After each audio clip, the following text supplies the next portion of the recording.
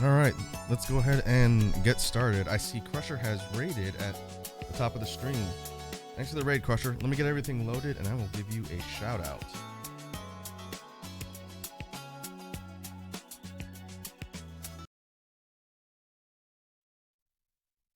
All right, I think we are good there.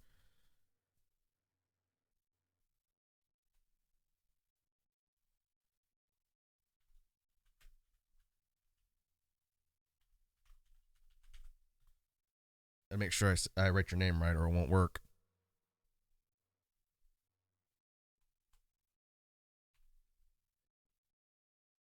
It's a 3 and a 0.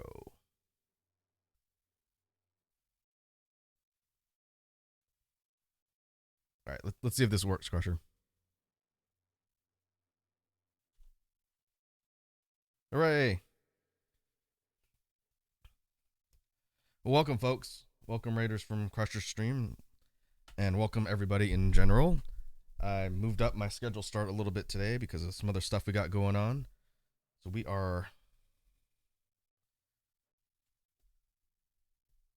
going to jump in. Let me try something that I don't think I've ever done when someone's redeemed drop a beat, because usually if it's on one of my regular streams, I don't have my Loopstation hooked up with all my hardware. So let's try this. This will be an experiment for Crusher, also for the raid. So let's try this.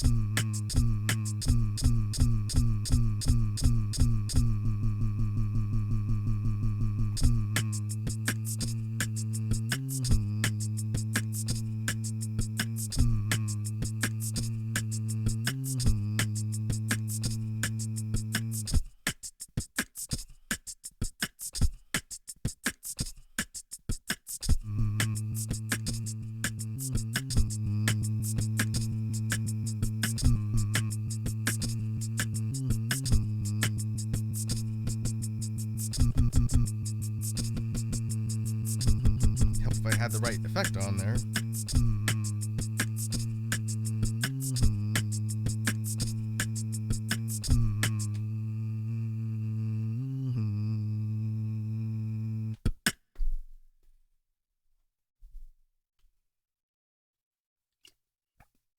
All right, that is a real quick active loop with like a silly drum and bass type beat.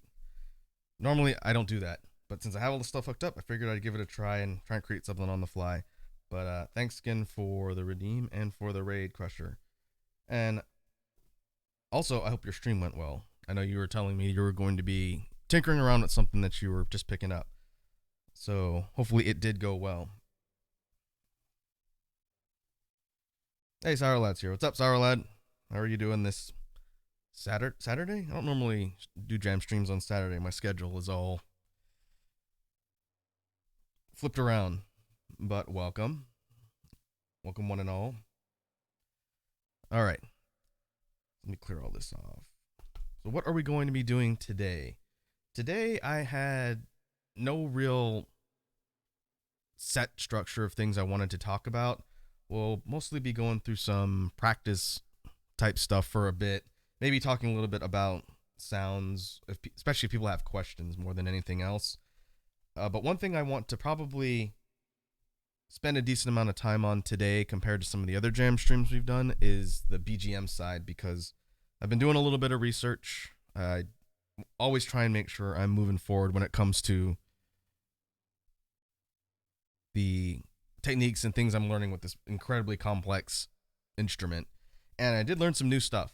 I learned some new tricks and techniques on the basic commands of the Loopstation, and I want to show them off and integrate them into our BGM brainstorming sessions to hopefully try and mix things up and not get kind of stuck in the same pattern of things we've been creating. And so I think that'll be interesting because I'm still learning how to kind of use these combinations of the different input effects and how it changes sounds, but I think it'll be neat. It'll give us a lot more things to work with, especially once I figure out how to do them effectively. So for the later part of the stream, we'll probably sit down and try and tinker around with all of those commands and see what we can create. And so to start off, I do need to technically warm up.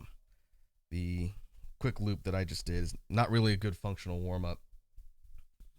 So we'll run through some kind of basic drills and kind of introduce anybody who might not have seen one of my jam streams before, kind of the rough format that we do whenever we get together for these things. So we'll go ahead and get started. Also, I did see Ladybug at the top of the chat. Sorry I didn't shout you out too. And I see Iconic. The gang is mostly all here. Also, since I have people here, I keep forgetting to do this, and my regulars that are here, feel free to call me out or do it yourself if you want because it's command, but I need to start pushing the Discord more so people know it's out there. There are some folks that are regulars here who weren't here when I've mentioned it a few times, so let me drop that in the chat just for people so they can see it.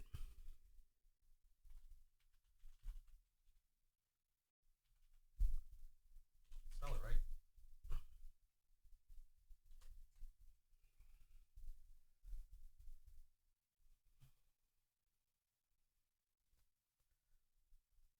Nope, and I see Crusher has redeemed Smalraku. All right.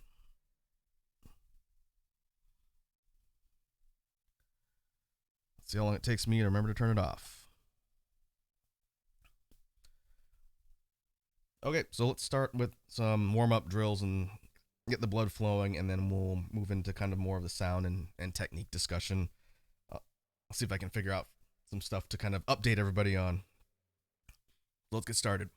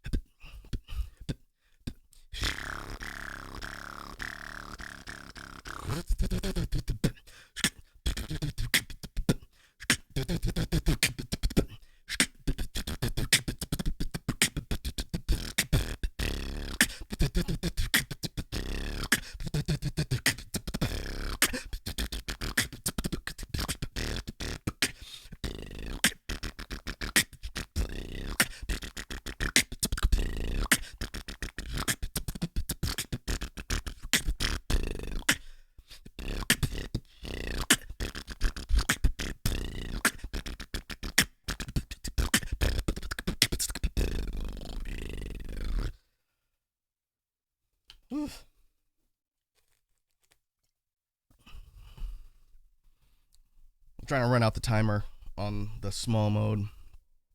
So I had another minute to go. I see hydrate and a stretch from Crusher. I'm going to throw a lot of water today. All right, let me change the caption.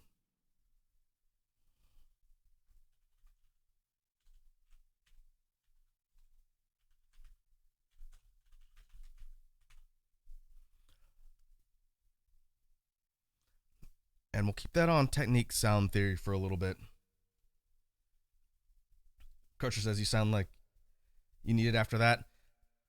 Well, one of the things that's always interesting for beatboxing specifically, in general, making all the different funny mouth sounds and the different techniques do just completely dry out and dehydrate your mouth, whether it's inward or outward sounds, vocalized or non-vocalized sounds. In general, it'll dry your mouth out. And so the pros and everyone, just like you would advise for people who sing or do anything else, always drink a lot of water. Oh, there's a timer.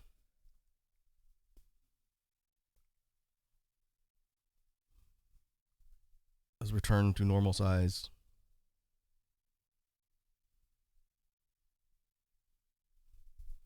Come on, OBS. Stop doing that. There we go.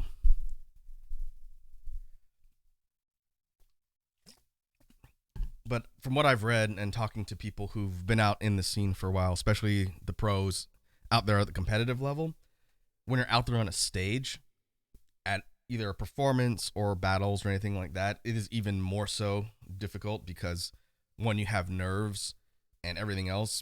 And I think it's called cottonmouth usually. When people get nervous on stage, for some reason their mouth just dries up. So if they were going to be publicly speaking or singing or doing anything, that is a factor that can make things a little bit challenging.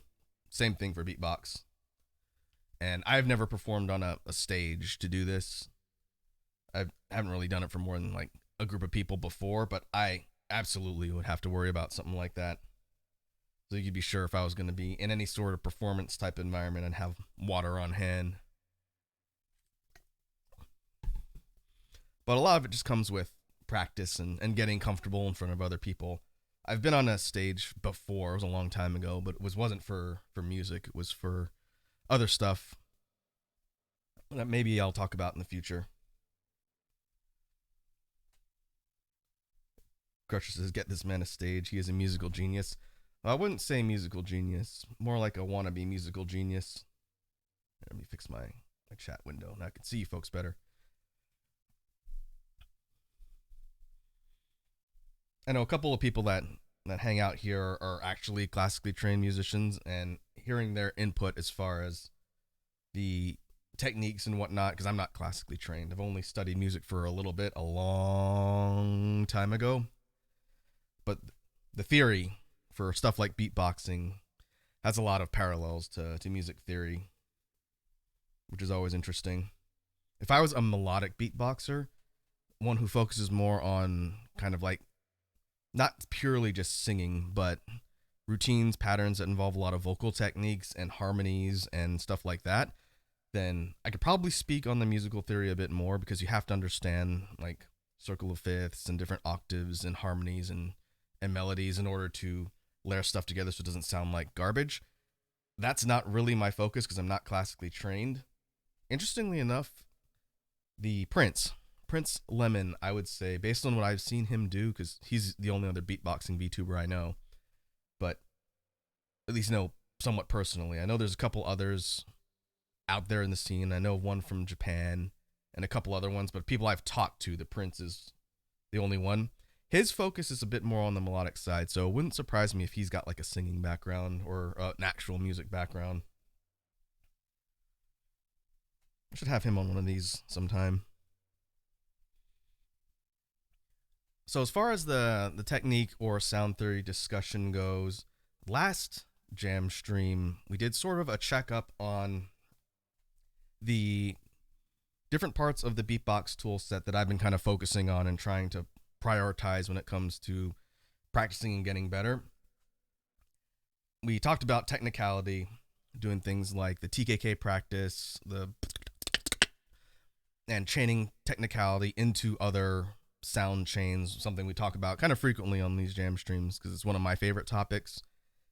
I think we talked a little bit about, I don't know if we talked a ton about basses. We spent a lot of time talking about the technicality aspect, but for the basses, I did want to sort of take some time today on the stream to do sort of like a kind of circle back on the bass technique and theory, just because I've been drilling it a little bit lately and trying to kind of focus in and refine some of the sounds on the ones I know.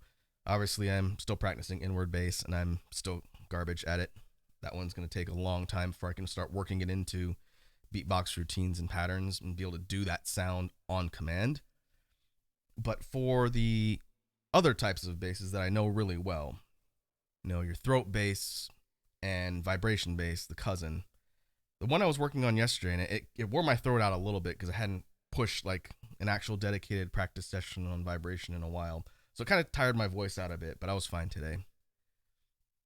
I've been trying to work on seeing if I can get the vibration-based sound to kind of evolve a little bit more and see what the next kind of step is. So for those who don't know what I'm talking about, on the vocalized basses, one of the first ones people normally learn from a vocalized bass perspective is throat bass. And throat bass sounds like, you heard me doing this in the warm-up because it's one of the easiest ones to do that gets your vocal cords kind of loosened up and ready to do other sounds. And it is the first one that I learned of the vocalized basses. And so it's a bit higher in the vocal cords like we've talked about before. I can kind of break down technique if people want me to. Just let me know in the chat if you want me to recap the technique on any of the stuff I talk about. But the kind of practice thing I've been pushing, since throat bass tends to cover kind of the middle to higher range of sound when it comes to that vocalized bass type. So if I were to think about like range as far as highest pitch to like the middle pitch as far as where I typically operate with that sound, the high end, I probably can't go higher than maybe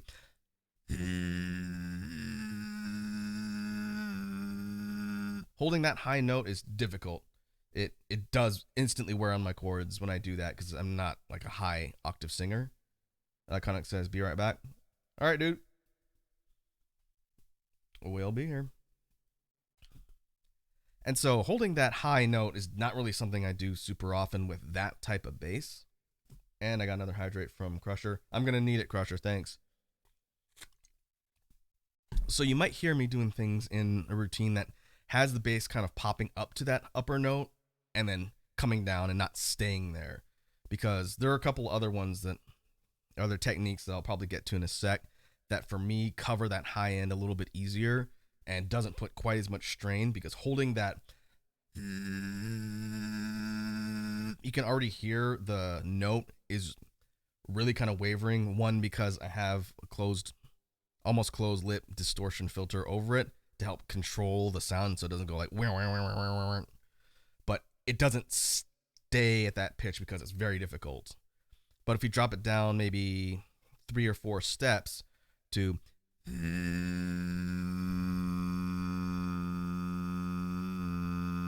that one's a little easier to hold. I could probably do that for a more prolonged period of time without losing the note and having it completely destroy my throat. But as we drop further down into the middle range for throat bass, maybe around,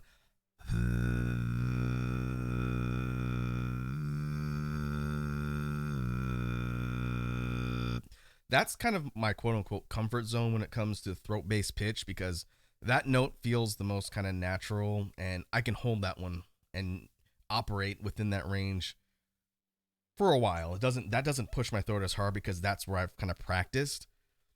And so you might hear me doing maybe something like the practice beat we did before, where it's like, and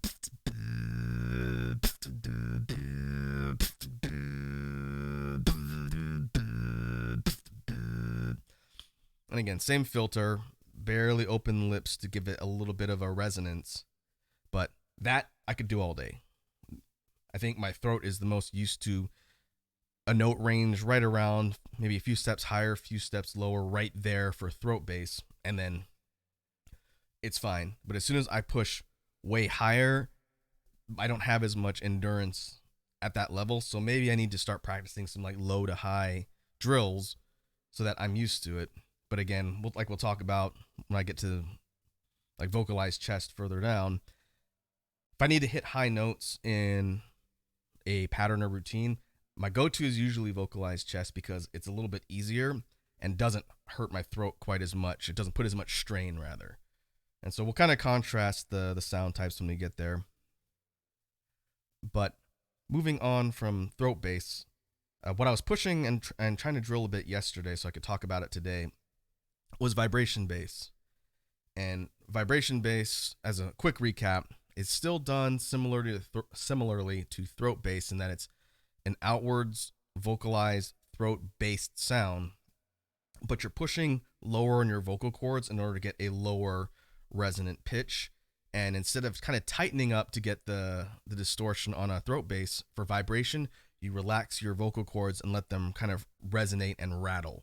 And so it drops down the pitch, but it also gives it a lot more of a heavy kind of resonance to it. Instead of like a high and tight sound, it's a bit more lower and reverberating, if that makes sense. So if we were to compare throat bass, and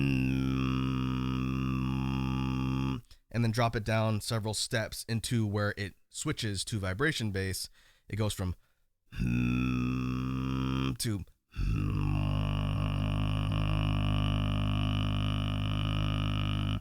and the sound difference might not be really that noticeable, but there is a considerable amount of resonance as you push lower, and the lower you go with vibration, the more you can kind of focus in, and it gets that kind of rumbly noise, perfect for aggressive like drops and heavier bass type sounds. And so that's probably my favorite of the vocalized outward basses is vibration, just because you can do a lot of things at that register once you kind of get the sound to come out and refine it. But one of the things that's interesting for vibration bass and pretty much any of the other sounds, what you do with your mouth and tongue position while you're making the sound can add distortion and kind of like a filter effect while you're making the noise. And I don't think I've talked a ton about how I do it. And so a good example would be if we take that low vibration bass note, the and my tongue is flat on the floor of my mouth. It is just kind of resting flat. It's out of the way of the airflow that's coming through my nasal passage because my mouth is closed. When I'm doing the, my mouth is completely closed. All the sound you're hearing is coming out of my nose. So if you think of it like a path, it's going from my throat up into the nasal cavity and out of my human nostrils. And that's how you're getting the that's how you can hear the noise. But if you take your tongue and start moving it into the path of the sound and airflow as it comes out, then it creates a distortion that changes the way the bass sounds.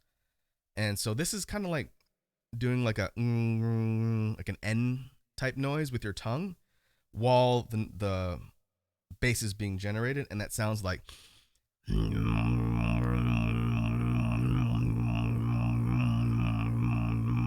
so if you compare it to the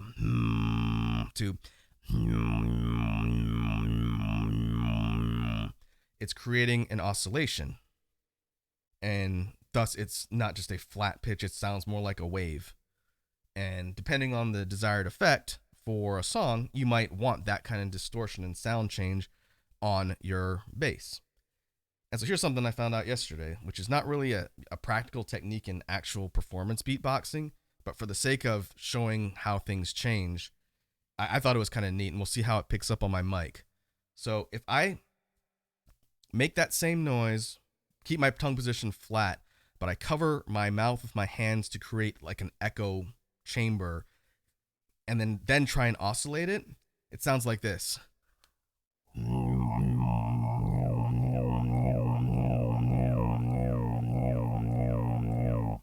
Which is even more pronounced the way it sort of echoes, and it sounds like you're putting a heavy kind of filter on the bass. So if I were to do a beat doing that with my hands over my mouth, it's probably why my model's going to start wigging out.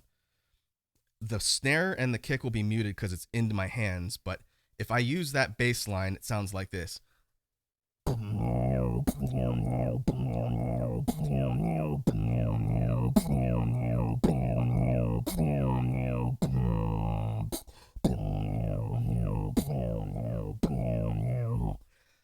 And I'm actually using my mouth a little bit more than when it's closed and just using my tongue, but I'm essentially going while I'm making the bass with that my hands covering my mouth, and that's how you're getting the,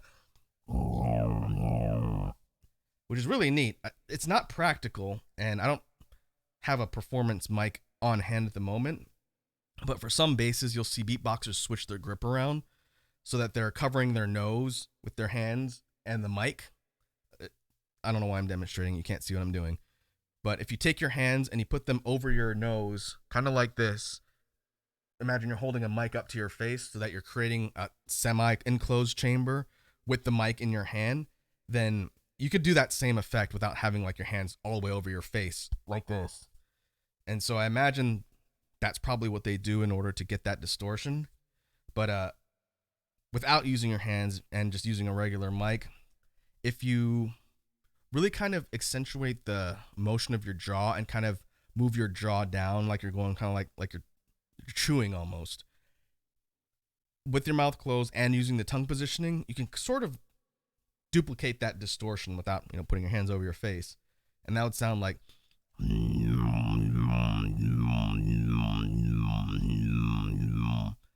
and again, it looks really goofy, because I have to stretch my face in order to open up the mouth area to get more of a resonation. But you could totally do the same thing. It's just, using the actual covering of the sound source, you get more of like a filter effect on top of the distortion, and it sounds pretty cool. Like Crusher's saying, it's just an interesting technique. And so if I get my stage mic, which I don't have right now, I'd have to change my outputs around. But I kind of want to see if it does that same effect if you just sort of partially cover the mic with your hands and apply the vibration with the distortion. But yeah, that's something I was messing around with yesterday. I was like, that's kind of an interesting way of adding that filtered distortion on top of an already pretty heavy type of sound. If you're going to be doing drops, any song that is conducive to a heavy drop, like a dubstep type song, being able to take that and even just causing it to warble or oscillate would be really useful for like a switch up or a heavy drop. Something like,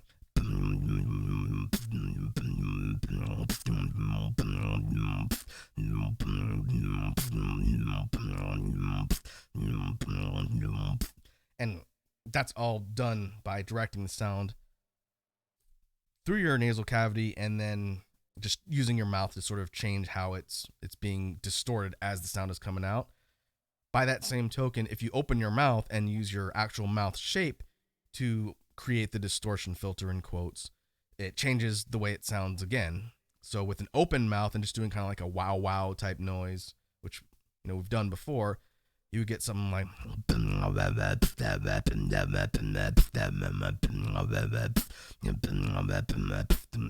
and one thing I've been trying to get better at is using tongue like staccato hits to break up the sound of the bass, causing like a stuttering effect that you hear in a drop. So like a that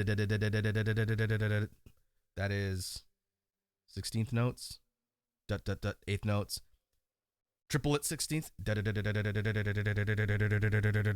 That takes a lot of practice, by the way. I'm not always able to do that. I think my trumpet playing days decades ago is probably what helped me with that. But if you take that tongue rhythm of breaking up the sound and apply it to the vibration bass, that's how you're getting it going from to. And I've been trying to work on getting that cleaner and more kind of consistent and crisp. So if you're, again, plugging that into a drop type of sound, you might get something like.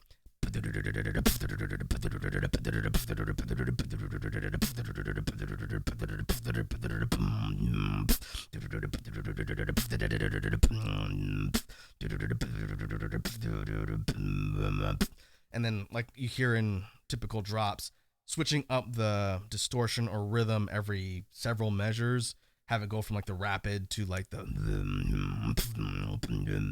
And so you kind of structure it like progression. You know, you might have the initial drop, the rapid part, then a slower but more distorted part, and then maybe you add in something like a pitch shift in the bass for the drop. We're suddenly just talking about drops, so I guess that's what we're talking about now. So if you think about it like a progression of different segments of a drop that you're putting together. It might start with like a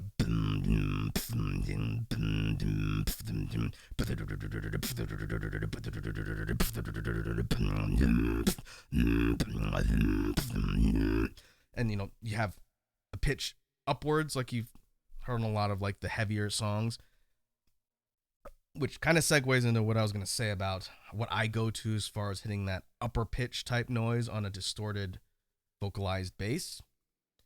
And so we've talked about vocalized chest bass, one of my other favorites of the externally voiced bass techniques. And vocalized chest bass sounds like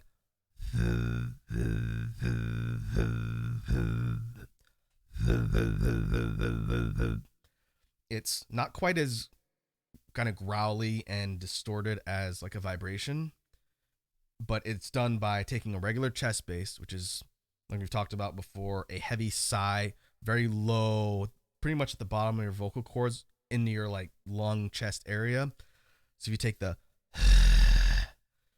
and anyone can do a heavy sigh, but when you focus it into a chest bass, you're pushing that pressure lower until you feel a literal rumble in your chest, which is where the sound is resonating.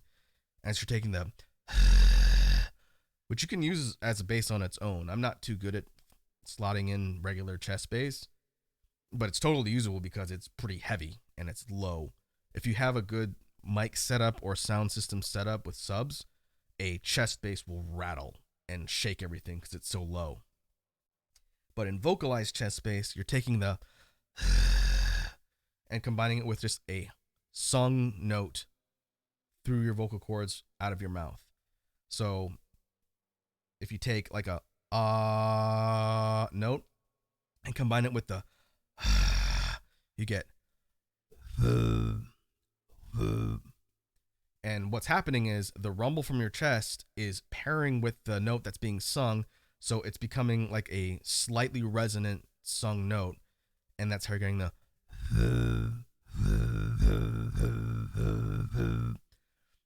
and it's really kind of interesting because it sounds like it should strain your voice and put a lot of pressure, but the distortion is coming from your chest. And so your vocal cords are just going, it's just like singing a note. You could do that all day. And so what I use as far as the high note, you can take that pitch and all you have to do is just sing higher or lower to change the pitch of vocalized chest bass. And so if you go really low, you get higher. I'll just go from low to high. It will go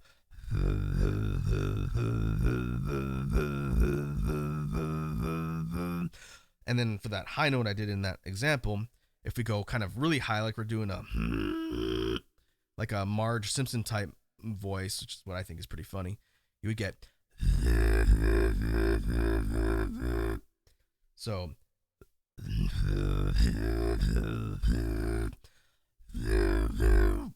And I kind of do like a descending high note. So instead of just going, it goes and comes down a little bit. But to me, that's a little bit easier than trying to push some of the higher strain throat bass types into that really high register and keep it there, because you're essentially doing almost like a falsetto combined with that low growl of chest bass to get them. And so I see a lot of other beatboxers that do kind of more aggressive drop type sounds. They do something similar. It's pretty common. But for me, as far as getting high notes, or especially going low too high, using vocalized chest makes that easier and doesn't put quite as much strain on my vocal cords. But I should probably practice keeping the high notes in different techniques just so I have that at my disposal. And so more to come on that. I'll report back as I learn things when it comes to high notes, because I don't have a high voice. Crusher says, I got to bounce, but thanks for the stream and good luck with the rest of it. All right, Crusher. Thanks for popping in. And once again, thanks for the raid and bringing your community here. I really do appreciate it. So I hope you have a good rest of your day. And maybe I will see you on the Talk Secure mega stream later.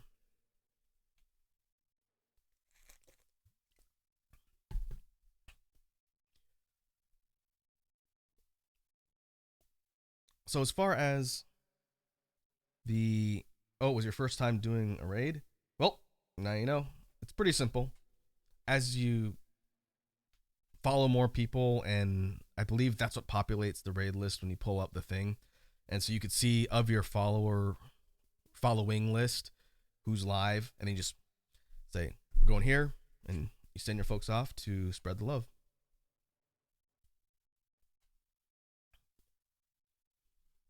But yeah, once again, thanks for the raid. Okay, so since we're talking about construction of drops, heavier sounds, and whatnot, bass types, there's another one that I really neglect and I don't use a lot because it just doesn't readily sit at the forefront of my brain, and that's tongue bass. And tongue bass is pretty handy for lower end type of sounds because it is heavier, it has that resonance, and slots in well for things like drops. So to recap tongue bass, because again, I hardly ever talk about this one. I almost forget I know it. If you can roll your tongue, you can do tongue bass. So depending on your background, and especially if you speak a native language that has tongue rolling in it, then this is going to be simple. I know some people can't roll their tongues. It's an anatomy thing, and they physically can't. I had to kind of learn, but I knew how to do it. So adapting it into the actual beatbox technique was pretty simple. So if you think of like a vocalized rolling of your tongue, I think Spanish does this. You have stuff that sounds like what you're doing is you're creating a sealed pathway for air, and you're breathing out through your mouth and causing your tongue to reverberate with that airflow and cause it to flap. Without a vocalization, it sounds like. And prolonging it is probably what's not typical in most languages. Saralad says, pero. I don't speak Spanish, but is that how you say it?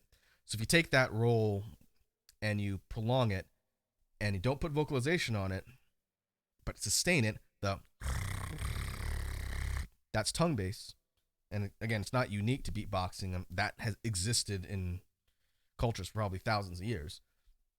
But if you take that sound and push that reverberation and flapping, it becomes heavier, and you can purpose that into a lower bass sound and then start messing around with the pitch and everything else. Oh, hey, Edward's here. Hey, Edward, how are you doing today? Let me drop the Discord shout out again. I don't think you were here at the beginning of the stream when I was talking about it, but the Discord's live, so let me do that. I'll do that whenever I see some regulars that I don't think have seen the announcement.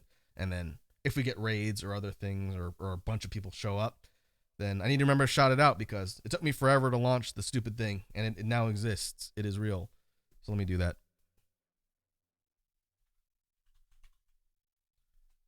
I think it's on like a 15-minute cooldown or something. But yeah, feel free to join the Discord, Edward. You're one of the OGs. Been around since the beginning. But anyway, so if we take that idea of forcing the resonance and the flapping, it's instead of just a, you can really push it to get a, and then what really kind of creates the quote unquote bass type noise is what you do with your mouth position and shape of your mouth as you're doing that tongue flapping, and that's how you're getting them.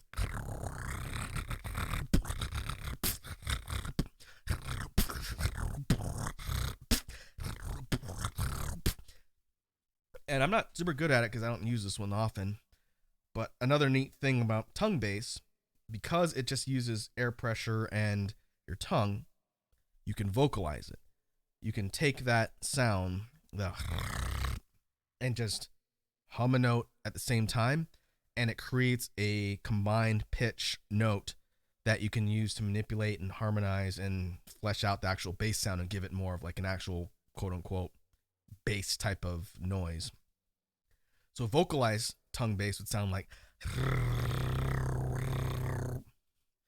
and so you could see how just having the on top of the to get the that creates a much more pronounced and distinct type of noise. So for people listening at home, if you know how to roll your tongue and you force that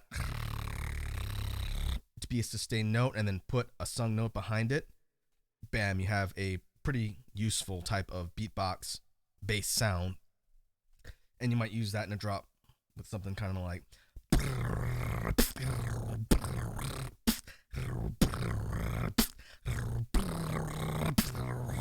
and you can mess around with the pitch of the note behind the tongue flapping, and then do things like a note progression on bass or anything that's going to give you more tools. And it's a pretty neat one. And again, I should probably practice that one more. You don't hear tongue bass as much in modern beatboxing. It was a lot bigger maybe 5 or 6 years ago, I think. And then some of the other techniques that have kind of taken the forefront, like inward bass, vibration bass, other sub variants like evil bass, have kind of taken over the spotlight as far as popularity goes. But just like we talk about on these streams, knowing what's in the tool set and just being able to have that on demand is super important when it comes to actually beatboxing and knowing what things are at your disposal. So before we get into the sort of practice portion, which I'll probably spend a little bit of time on, depending, there's one more bass type and kind of applicability to construction that I want to talk about again because it's been a while, and it's lip oscillations, and then by extension lip bass. So these two kind of go hand in hand because they're done very similarly. Edward says I just looked in the fan art channel. Oh yeah, I've posted on Twitter some of the stuff that's in there, especially the one Wazzy drew with me naked in front of a fireplace. I specifically talked about that one on Twitter, but it's been a while. It's probably been almost a year. But that does remind me to do the PSA. If you create fan art, make sure you post it in the Discord in the fan art section and ping me on Twitter using the hashtag RakuPix so I can see it. I always welcome fan art. There's an NSFW tag too if you do that sort of thing. That's why I created it. But this spot in the Discord is going to be a place to have all of the stuff I create art-wise and all of the fan art you Space Bees create as well. And it'll be there for eternity.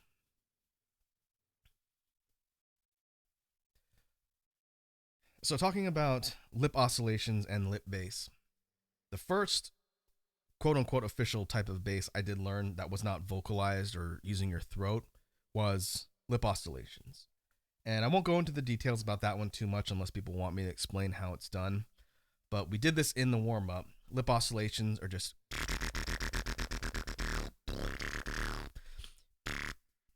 And it's pretty simple. I think it's one of the easiest ones to learn in the beginning because it doesn't involve any specific training of muscles or any advanced technique. You just have to learn how to isolate the noise and make it so that your flapping lips are more controlled. So instead of like a horse lips, which is what we've explained before, instead of it being that loose, you just tighten the corners of your mouth to force the sound out of the middle of your lips, and it goes from to, and then you just practice controlling that so it's not flapping all over the place and kind of going like. You want it to be a sustained pitch, in quotes, an even sound until you can control it, and then you start learning how to vary the pitch and whatnot. So just a.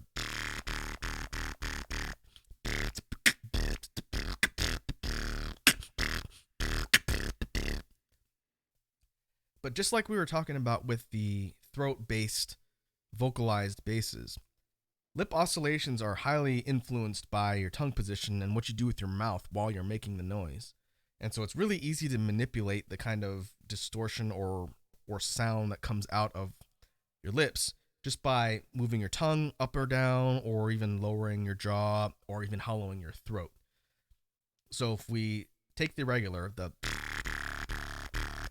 and then raise our tongue and lower our tongue, creating kind of like a pathway or barrier in front of the air, it goes from to, and it's just my tongue going with my mouth closed, and it's oscillating the noise, and it's how you're getting the.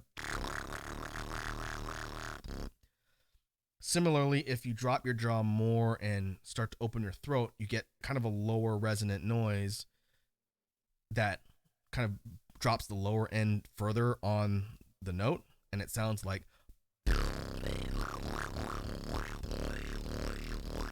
Almost sounds like you're saying oi, oi, oi. And then by dropping your throat down, you're creating that additional type of oscillation sound that changes the way the lip oscillation works. And if you completely open your throat up like a hollow technique, it goes from to.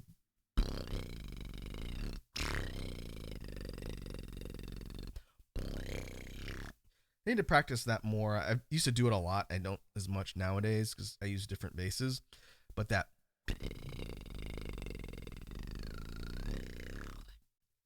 is specifically done by hollowing your throat. And again, it changes the way the bass comes out. Pretty simple minor adjustments, which is why lip oscillations are such an easy tool for people to learn and play around with, because you don't have to do a lot to really change the way the sound hits. And depending on how good you are at mouth position and kind of changing the airways and whatnot, you could do a lot of interesting things with it just by adjusting that position. Similarly to the technique we talked about for tongue bass, you can vocalize lip oscillations, which I do every once in a while, and that's just by humming a note while doing the actual lip oscillation itself, and it goes from to. And the real skilled musicians in beatboxing that understand harmonies and whatnot much better than I do will do things like they'll octave the hum note so that it's harmonizing with the note of the actual bass itself. So I couldn't tell you where on the register the is. It's low. But if you step up the hum note much higher and try and harmonize it, instead of just matching the note and going, you would get something like.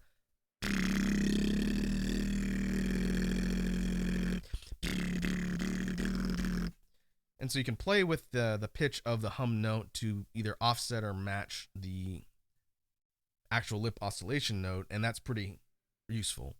You can do a lot of interesting things with that and do like melody progressions with your voice while the actual oscillating sound stays the same, or you can do like a descend note, something like a.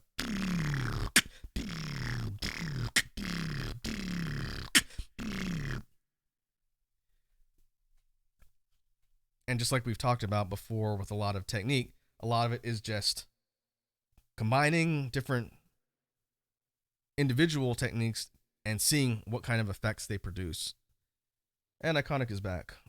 Welcome back, Iconic. We are still talking about sound technique and theory, and we'll probably do some practice before we switch gears and move on to BGM. But anyway, to sort of wrap the discussion up, being able to combine the basic techniques with other basic techniques to create new hybrid sounds is pretty handy. And I guess the last one I'll sort of talk about, again, not one I'm super good at, but lip bass, which is different from lip oscillations. Lip bass, if you've ever played a brass instrument, it's the same as buzzing. And that's creating a buzzing noise by tightening up your embouchure, which is the lip muscle around your mouth. And it's creating a tight, controlled sound instead of the more loose oscillation of the actual lip oscillation technique. So lip oscillations, you can tell it's more of a loose, resonant sound. But if you tighten your lips and control it for lip bass, you get. And this one's a little bit tougher for me to do just on its own. I can slot it into things a little bit easier. But my lips are a little tired. But you create that higher, more concentrated, tighter buzzing noise, and you can do a lot more melody and pitch harmonic stuff with that because it sounds more like a note than the oscillating, more flappy technique. And so I think for beats that I've used lip bass in, it's one I'm trying to practice too. It's kind of difficult. If I was playing an instrument, I could do it, but just doing it on its own is tough. But if we think of maybe like a synthwave-ish type of melody where you're doing something kind of rapid and you want that distortion, for lip bass might sound like.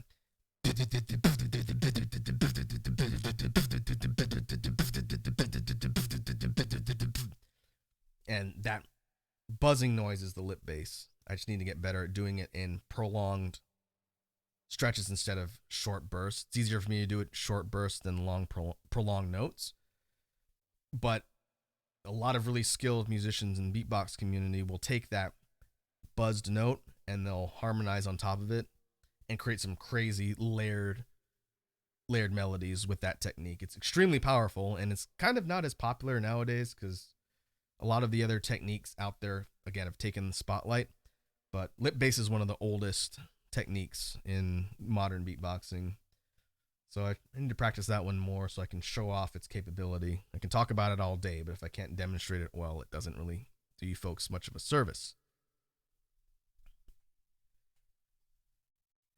So I think that'll do it for the discussion on technique or sound theory. Again, if people have questions on the stuff I discuss, today I think I'm going through stuff a little bit faster than normal, so I apologize if I'm talking too fast.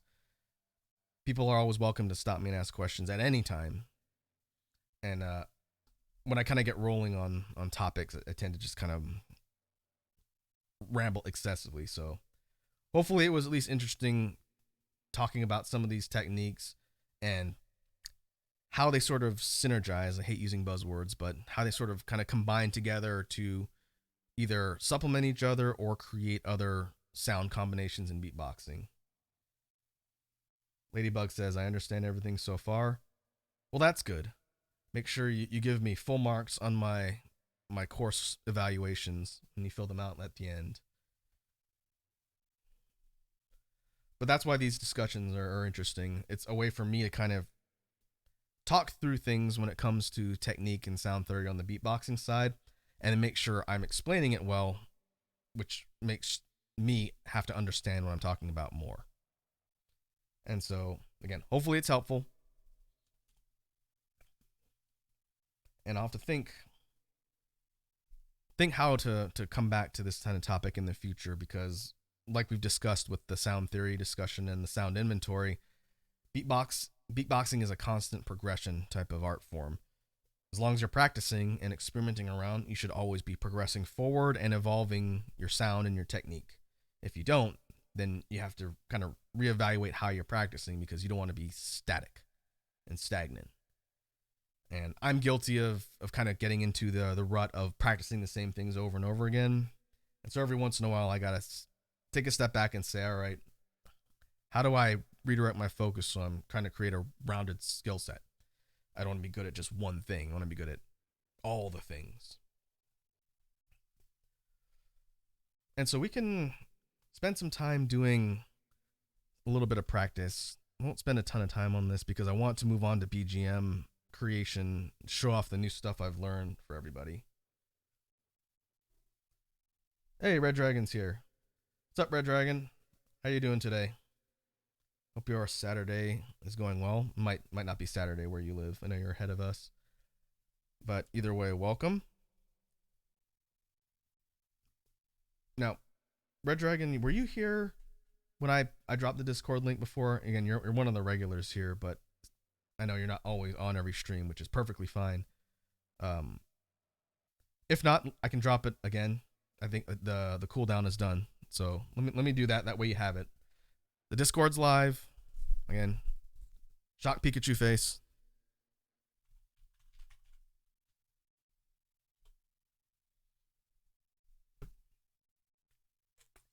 Feel free to jump in there and hang out with all of the good folks that make up the Space Bees. Okay, so let me change my caption. We'll go to practicing for a little bit.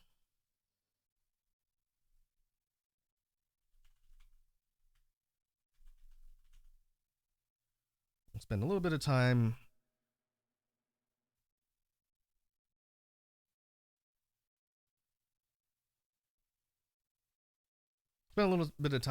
messing around with some kind of,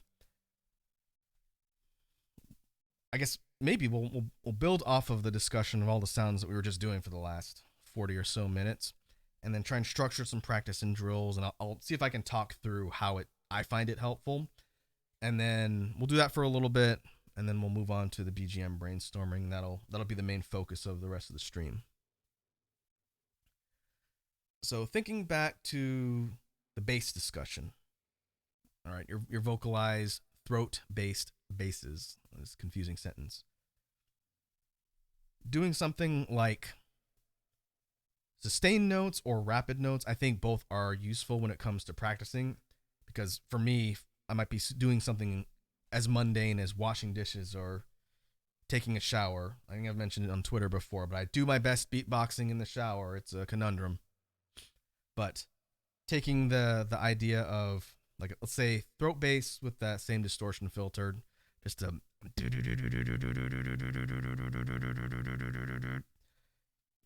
for drills and practice purposes, just doing that with a basic beat. Like I was doing a PF snare, but if you want to switch up the instrument types, a kick, hat, outward case snare with that bass just as a practice. The drill itself might be something as simple as just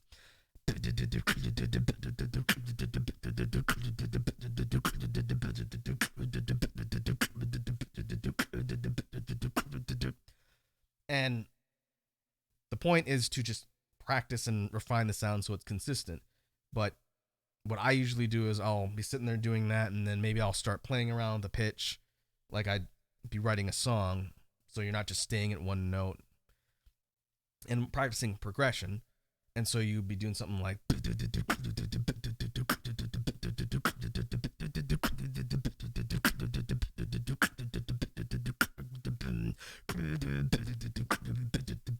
and then maybe start varying up the rhythm. I was about to do it there without explaining what I was doing. But you start varying up the rhythm to give yourself kind of the practice of tempo switches and rhythm switches midstream while you're doing a pattern, so that if you wanted to switch things up in a performance, then your brain is automatically used to switching tracks and doing that.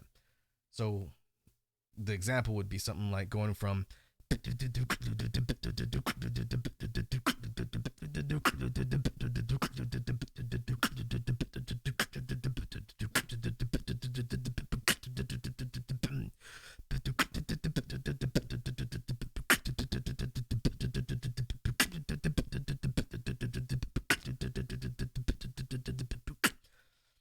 And then you could go through like several different progressions of switching up that rhythm while keeping the practiced emphasis the same.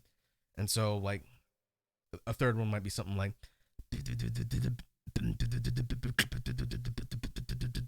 Now, that's just speeding it up. Maybe you vary up your kick rhythm so it goes.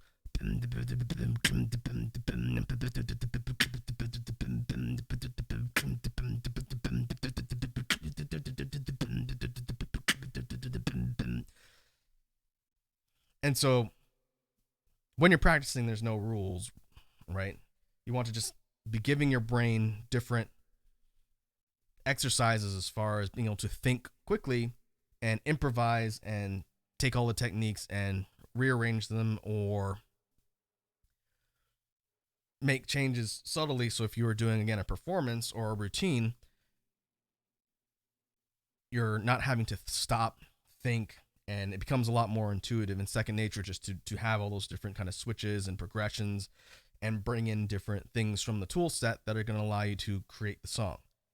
And by that extension, just simple practice beats and ideas can be fleshed out into fully realized things later. There are plenty of things that have made it into the BGM tracks that we create both on stream and off stream that were born from me just noodling around while I'm, again, doing something mundane. I might be washing dishes or, cleaning my friggin' bathroom or anything else, and then just practicing random beats, and I said, oh, wait, that's really interesting.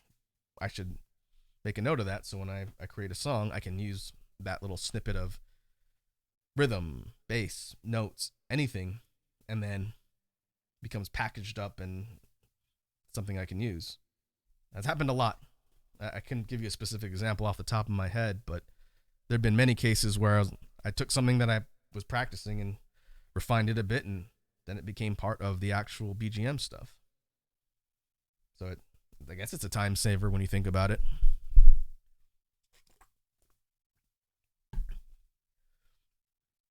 But another kind of aspect of drills that I could think of for not just bass, but combinations of sounds, and I guess you consider technicality or just sound combinations in general, would be minor variations on a simple rhythm and then just looping that into a drill. And I think the last time I talked about this was when I mentioned the idea of like circular patterns, things that sort of loop into themselves and you can just do them over and over and over and over and over again. And that's your drill. So kind of recap, remember what I talked about when we discussed this way back, probably like 5 jam streams ago. If we talk about the simple technicality loop pattern for hats, kicks, and an outward K snare, it would sound like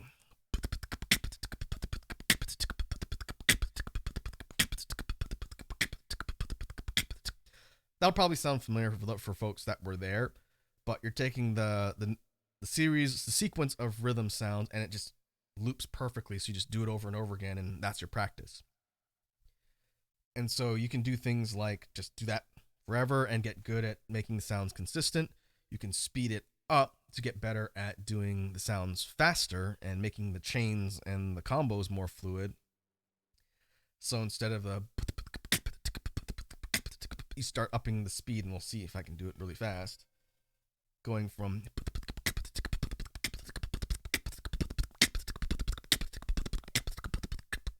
and then doing that for a prolonged amount of time gets you better at doing those sequences of sounds quickly.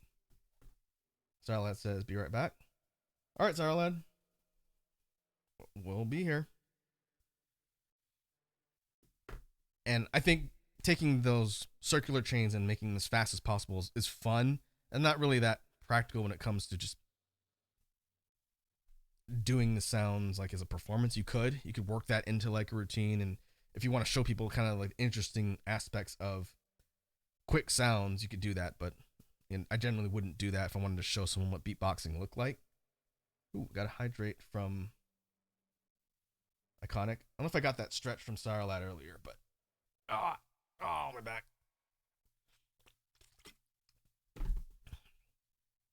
But the reason why I bring up the circular pattern discussion is for variations, you take the drilled sequence of rhythm sounds you're doing over and over again, and you just start making subtle tweaks to the instruments to give your brain practice in making those changes on the fly. And again, improv. A lot of it is improvisation and coming up with stuff on the fly that's going to mix up what you're doing to create variations. So again, you're not stuck in a rut. So if we take the circular pattern I was just talking about,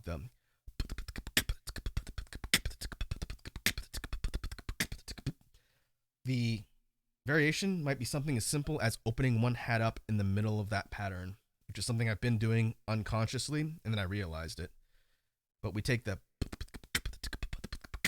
and then the open hat changes it slightly, so now it sounds like,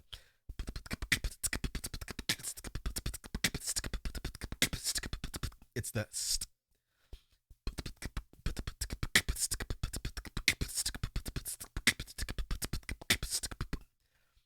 and so you can do something as advanced as switching it up every repeat, which is very difficult. So you're doing pattern 1 and then pattern 2 and then pattern 1 and then pattern 2. And so that is forcing you to think on the fly even more. And that might sound like,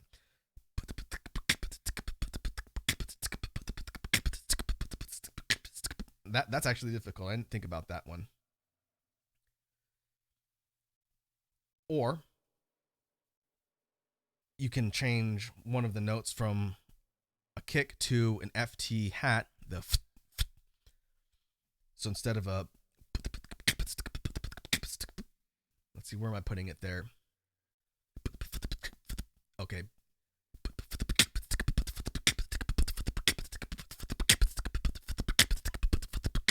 I gotta think on that one.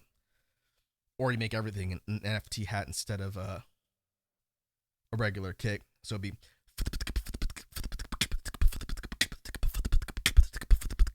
that's actually easier for me to do quick now that I think about it. But again, when you're not actively doing something that requires a lot of brain power, the handy thing about beatboxing is you can practice these sounds and you'll get better at them over time just by nature of sheer repetition and practice, which is pretty interesting. Not many hobbies or art forms are something that you can just practice as long as you've got the space to do it. And then obviously you wouldn't want to do it when you're going to bother people, but if you are just at home by yourself, no one's around, and you don't have to really focus on what you're doing, it's pretty simple just to practice beatbox sounds. And I think that's pretty cool.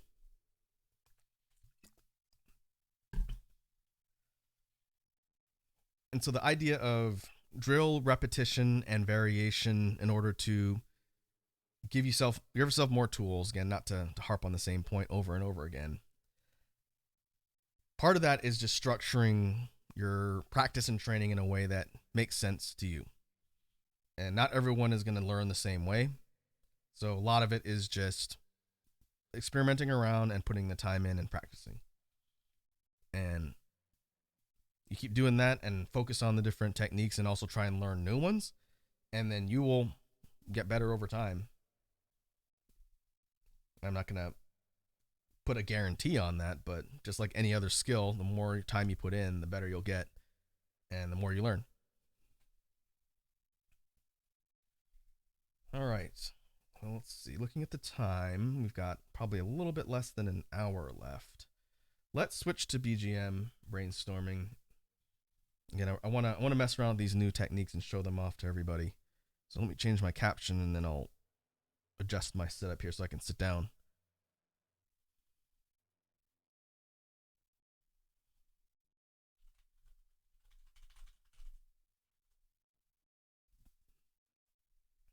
All right, where's my chair?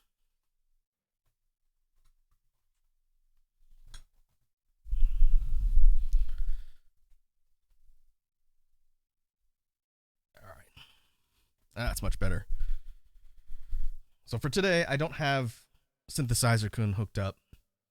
We're going to be focusing purely on techniques using Loopstation input, commands, and effects, which I'm going to be working on probably a bit more in the short term because as much as I like to think I know the Loopstation and what it can do, the reality is for the Mark 1, the version of the hardware that I have is the RC505 Loopstation Mark 1.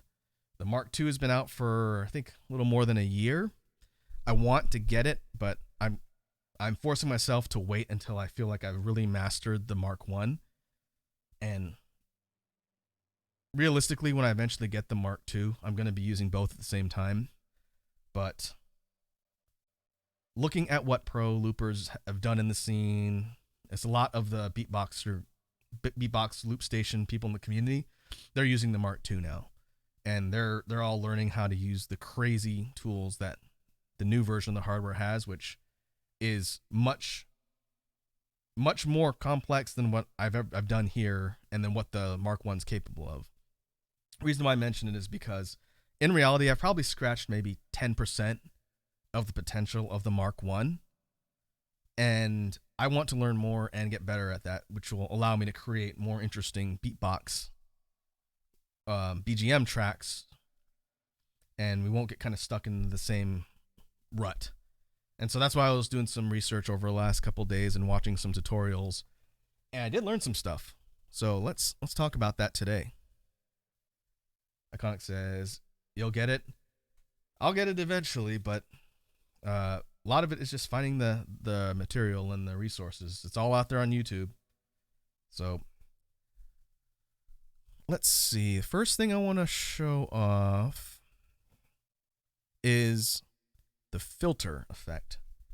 And I have learned that the filter effect, depending on how you tweak its settings, is stupid powerful. The way I use it right now as a track level effect is to create kind of like the muffled distortion to drop out a bunch of the instruments is like a transition to maybe another part of a song or like a part B.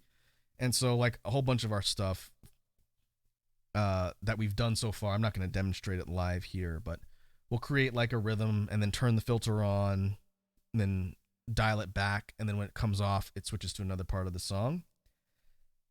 That's fine as a track level effect, and it's pretty powerful and creates neat sort of alterations to the sounds. But as an input effect, so when it's affecting what you are putting into the mic and recording, you folks have seen me do the chime synth, which creates that kind of like bing bing type noise, and then messing around with the pitch on that to create some real kind of simple loops and sounds that are worked into the overall beat. That's another way I know how to use it. Kindo is the one who taught me that one. But there is another way of using the filter, which creates an oscillating, like sequenced pattern, kind of like a, I don't know what the actual term for this is because I don't know production and I've never worked with the more robust tools of like people out there in the field. There is, I think, instrument inputs that do this where it'll create like a sound and then it'll alternate pitches and create kind of like a sequence of notes from just one input because it's kind of like chopping and rearranging the sound. Anyway, I didn't even know filter can do that, but if you take the filter effects and you tweak them a little bit, then you can make that sound actually happen and then slot that into a loop. So the easiest way would probably be for me to just demonstrate it so you can see what I'm talking about. And I want to try and purpose this as like a bass synth, like a low end, but also kind of like a mid to high end type of melody that is looping continuously throughout a track. So in order to show it off, I think the settings are fine, but I need to turn on guitar to bass, and I'll record it and then loop it so you folks can hear the effect I'm talking about, and then explain sort of how I want to try and use it, because I can talk about it all day, but you won't know what I'm trying to explain. So let me see if I can capture it, and then we'll talk about it.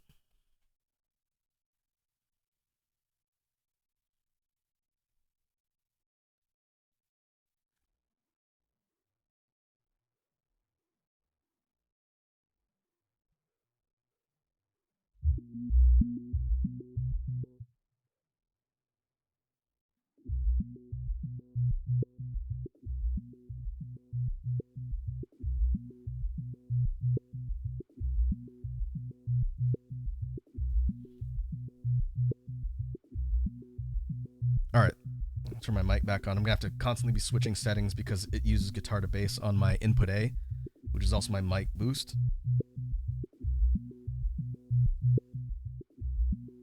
So this is just using a combination of settings on filter, and all I'm doing on the mic is just going, You can hear it slightly in the background. The low end is coming from the guitar to bass, which is what's creating kind of that low sub resonance. But the kind of blooping sequenced variation in the note is purely coming from filter. And that's fascinating because it sounds like you're doing a melody line or a sequence of notes that's looping continuously, but all that's being done just by the filter effect itself. If I take off the guitar to bass, all that you lose is the low end. And so it has a little bit less bass to it, but that whole like that's all coming from filter. And I didn't know it could do that, which is really cool.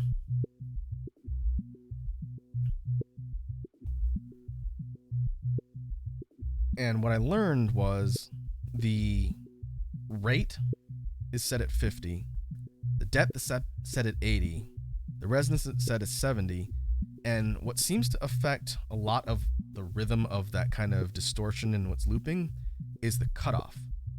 And so I think you're taking the cutoff, instead of making it really drawn out, so it's oscillating a lot and doing kind of like a wow wow wow wow wow wow wow noise, you're truncating it down. And then the rate at which the rhythm functions is tied to what's called step rate, which I think is, if you think of it like a sine curve, I think it's the peaks and valleys, or the frequency. And so by changing the step rate, it changes how fast that pitch is changing. So it's the rhythm of the filter effect, which again, fascinating. I didn't know filter could do that. And so let me see if I can demonstrate without the bass on to show you folks what it sounds like. If I turn it on and hum a note,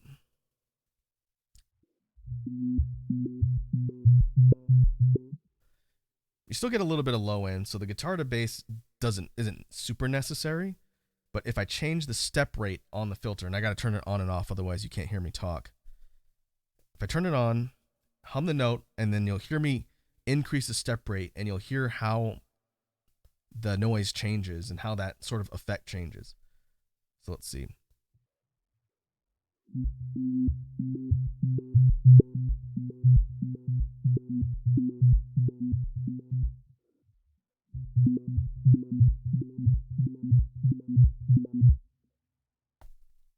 And so you hear it's speeding up.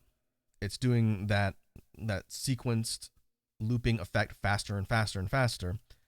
And so if you were pairing this with a beat, and this is what we're going to try and experiment around with as far as constructing the BGM track, I'm going to lay down the rhythm just like I normally do with the percussion instruments, and then make sure that's locked in, and it'll set the BPM of the overall track. And then I'm going to try and sync up this filtered bass synth with the rhythm. And to do that, I'm going to have to basically ratchet the step rate up or probably down until the rhythm syncs up. And that's something I haven't messed around with a ton since I just learned this technique today. But the idea is to get it so that it's in sync with the rhythm. And, you know, if we're doing like a 1, 2, 1, 2, you're getting a boom, 1, and it's not like out of sync or too fast or too slow. So I think that's pretty doable. I just gonna have to use trial or error in order to get that to actually work. But I think that's got a lot of potential. So I wonder how fast, if we take the step rate up to like 100, because I think it goes max 100.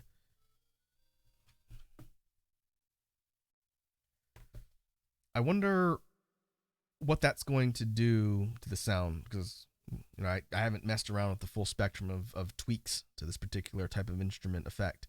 So let's see. We'll test it out right here and then see if it'll be something we can use as far as plugging into an actual track. So let me turn it on, and then I'm going to ratchet the step rate up and see what it does. It might be so rapid that I can't do anything with it, but we'll see. And I see Sour Lad's back. Welcome back, Sour Lad. We are messing around with some new commands on the BGM brainstorming side with the loop. I'm trying to create some interesting effects. So let me turn on filter again, and then I'm going to mess with the step rate, and we'll see how it changes the sound. And let me know if you can't hear what I'm doing. It should be audible to everyone on stream. So let's see.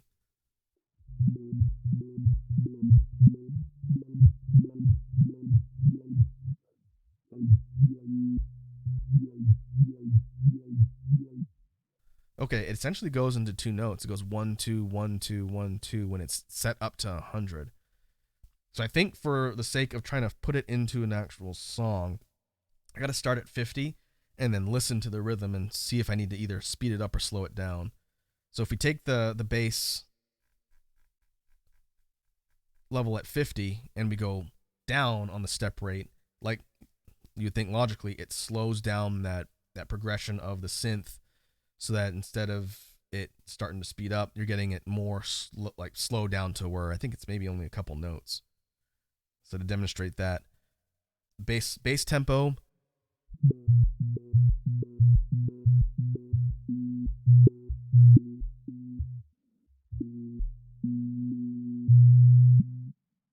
Okay, so once you start getting below 30, it ceases to be like a moving rhythm. It kind of just goes like 1 or 2 beeps, and it's so slow that it doesn't really loop anymore.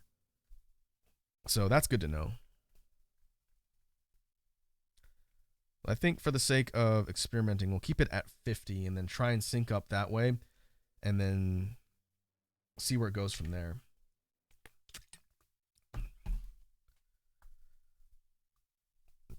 So let's start actively trying to create a track and see how if we can slot in this particular technique. Oh, let's see. I will wait to show off the next one I'm going to talk about till we get an actual skeleton of a track established. So let's see, for rhythm, let's go with like a little bit of reverb.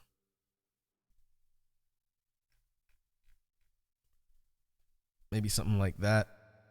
Yeah, about there.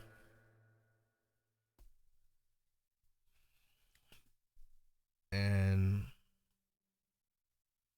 trying to think of a good kind of consistent, not really irregular rhythm that'll allow me to kind of experiment around with this new sound type.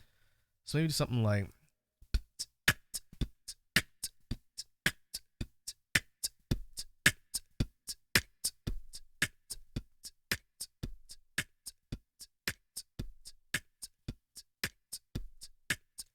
simple two measures is what I think this is 4/4. Maybe you can add throat kick to give the regular bass drum kick a little bit more low end, a little bit more of a push.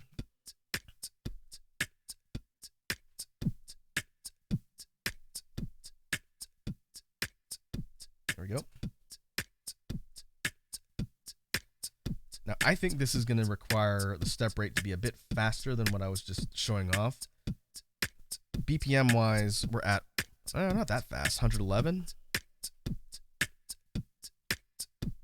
So what I'm going to do now is I'm going to turn guitar to bass on to give the low end a boost, because again we're trying to lay down like a synth bass line here. And then I'm going to turn on that filter, and then I'm going to try and match up the tempo so that we're getting something that's looping cleanly and on rhythm with this real simple beat here. So this is probably going to require some trial and error, but if I can get it to work, then we'll slot it in and then we'll talk about it. So let's turn guitar to bass on, and then I'll come back once I figure it out.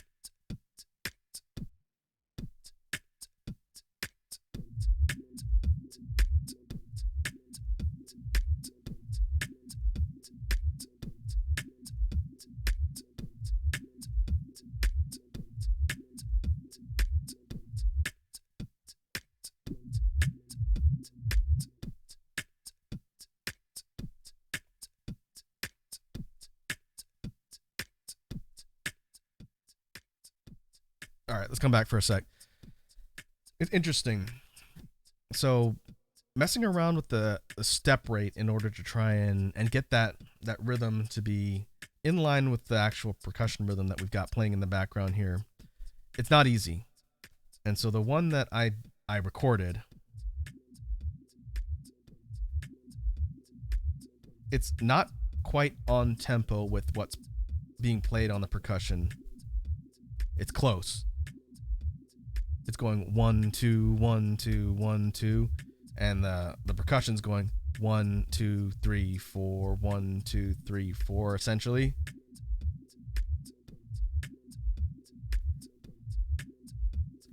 And so I'm wondering if it almost makes more sense to do the bass line first and then construct the rhythm around what that does, as opposed to trying to make the bass line conform to the rhythm. Because I could sit here and like tweak the step rate up to 1 2 1 2 all day long till I get it, but it would take forever. But if we created the bass line first as the establishing rhythm, and then we create the actual percussion line around that, I think that would be easier, because then we're taking the rhythm of the bass line and plugging in the percussion based around how that works. And I think that might actually be easier. We just have to be careful on how it loops. So the captured bass line would need to be like a full measure so that we can cleanly loop things by measure on a different track, if that makes sense. So because this is an experiment, because again, I haven't messed around with this command before today, let's try that and see if it works. So I'll have to wipe everything off. I'll step the dynamics back, or not dynamics, the filter step rate back down to around 50 or maybe 52. Capture that and then see how easy it is to create a rhythm that complements that instead of trying to do the reverse, which is what I was just doing. So let's see if it works.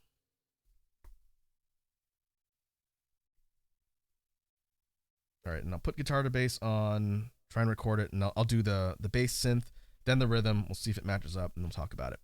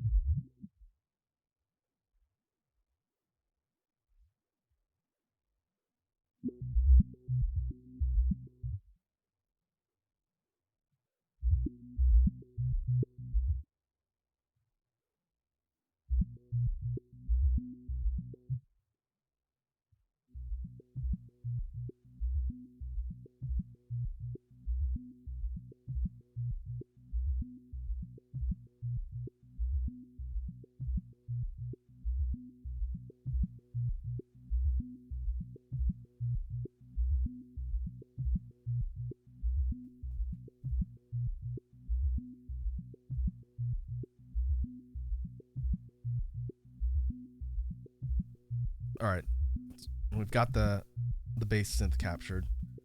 I'm trying to keep the volume too loud so I can come back and talk when I need to.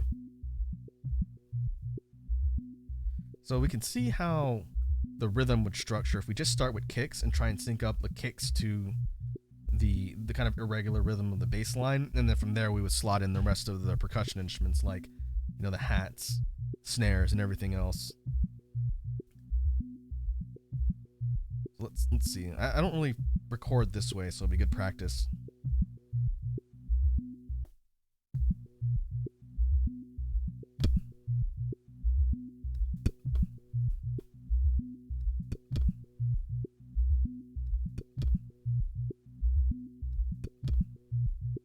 Okay, one too many. Maybe I can record just a quick sequence of rhythms and see how it's kind of tied the baseline BPM, because I'm working backwards here. Because what I was foreseeing was maybe something like a rhythm that goes like,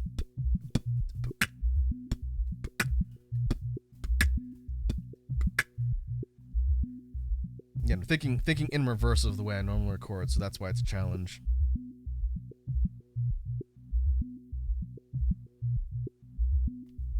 Edward says it's kind of hard to tell what's going on in this beat. Well, right now there's just one sound recorded, and it's this looping bass synth that you hear right now.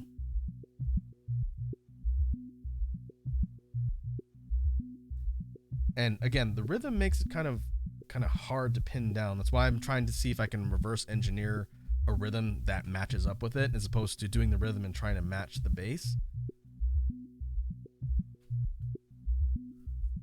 So let's see if we can come up with something.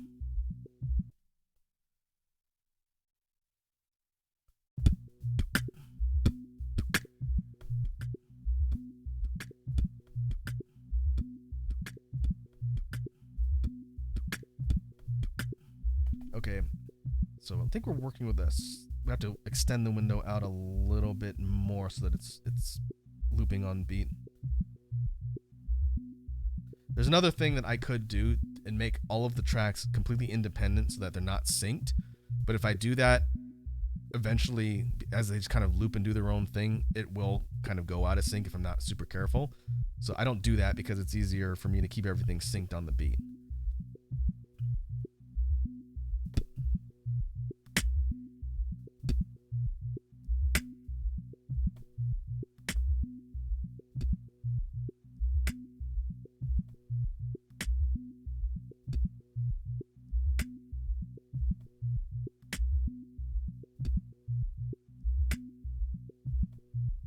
Interesting.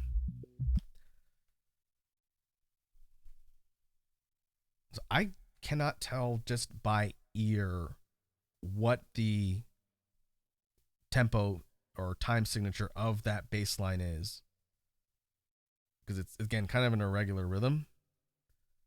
So I wonder if it would make sense to try and record one that is not quite as irregular. Again, we're learning because I've never experimented with this technique before today. I just learned it while I was eating lunch, in fact. Okay. Well, let's think a little bit about what makes the most sense for trying to put the track together. Because another thing I can do is try and simplify the looped part with the filter effect until it is not quite as complex, and then try and build something around that. I'm not married to this one we recorded. It's just kind of an interesting example. So let's see. Let me mess around with the filter effect and see if I can tweak it to a way that'll make it easier to work with. If not, we can always come back to it later. This isn't the only thing I wanted to show off. So let's see.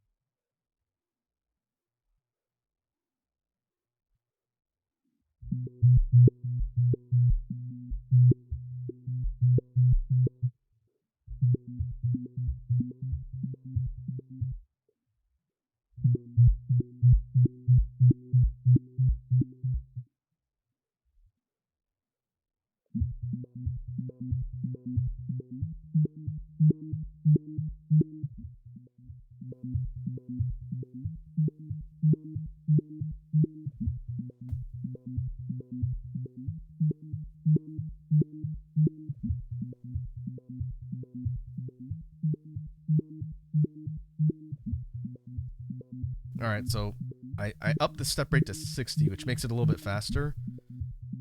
And I think this is going to be easier to work with. I have to redo it because it's not looping cleanly. But if I do a simple like 2-note progression, add in the guitar to bass for the low end, and then just do a simple couple measures of this, I think I can probably create a rhythm around it that's going to be easier. In fact, I can. I'll do it in reverse, just to practice. I got a stretch redeem from Sourlad. All right. All right. Let's see if we can record this, and then we'll go into the beat.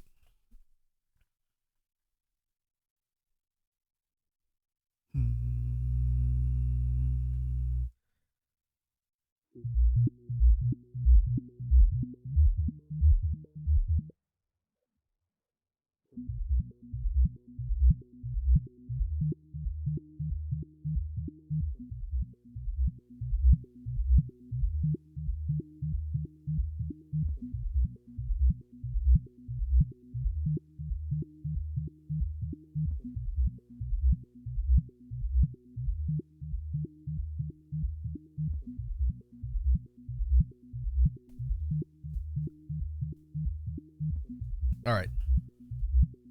So it's kind of more of a 1 and 2 and 1 and 2 and than what I was doing before. So if we try and pair up a beat with this, I think it might be marginally easier.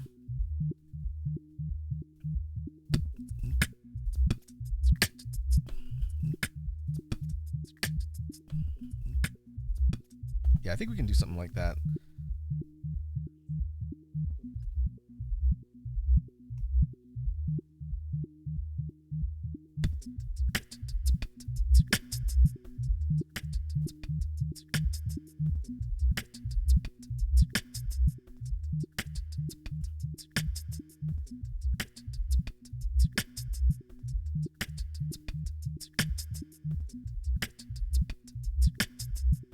I think the beat is a hair too slow.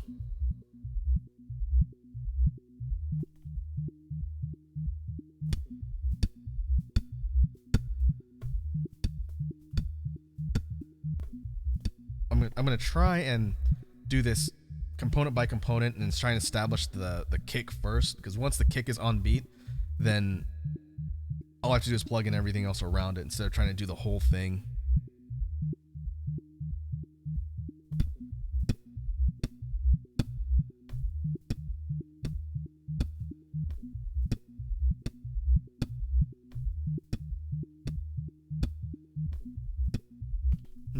First kick is coming in really soft for some reason.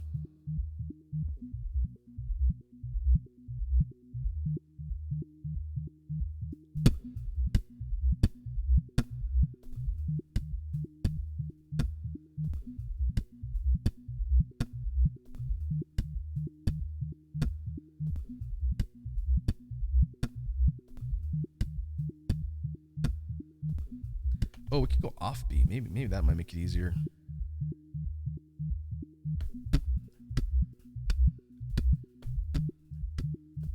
Nah, it doesn't make it easier.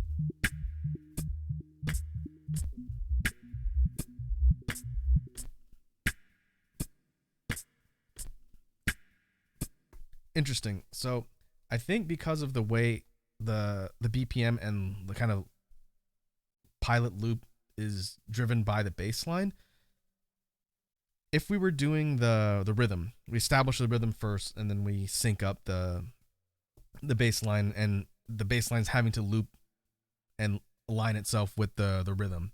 In the reverse, it's actually kind of difficult because I can't tell just by the way the rhythm works where it's really starting and stopping, because the bass line is so irregular. It's less weird than the one I was using before, but it doesn't give me like a clean start and stop. And so when I'm trying to record the rhythm, I'm doing the rhythm correctly, but because I can't gauge where the cutoffs are in the loop section I have to work with, it's kind of like cutting off microseconds of the rhythm, and it's causing it to become almost like it's stuttered. And I don't think I've ever seen that because I don't normally record tracks this way. I do it the opposite. I do the rhythm first. And so I don't know exactly the solution to get it to kind of work the way I need it here, which is interesting. The point of the brainstorming session is to show off what I've learned and then try and figure it out. But it may take more research for me to figure out a way to actually take that filter function, which again, it's really powerful and it's really cool, but it's difficult to use because it's so complex. So rather than waste everyone's time and just look at that one aspect, we can come back to that one later. And I want to show off a different one that uses the slicer command. And this one's harder to use, but if I can do it correctly, then it'll slot in easier than the one I was just doing. So let me start by establishing a rhythm, because if I do that first, I can use this other command and I think it'll work a little bit better. So let's just do something real simple.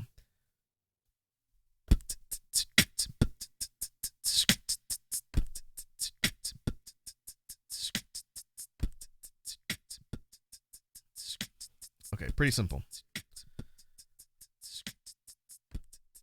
So the slicer effect that I learned takes the command, and the slicer, for those who might not know what I'm talking about, basically it takes the inputs that you're recording into the mic and it breaks them up, and it does it based on a pattern. So it might go like, instead of a one note, it would go 1 1 1 1 1 1 1 1 1, or it might go like offbeats, like and 1 and 1 and 1 and 1, or it might go like 1 1 2 1 1 2. There's different patterns on the slicer that chop up the input however it does it.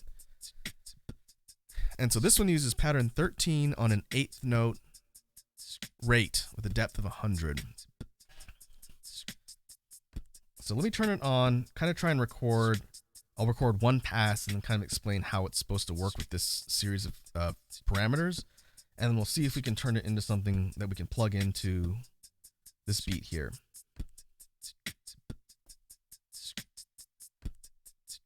Okay. So what I'll do is I'll turn it on, record something, and then explain what it's doing.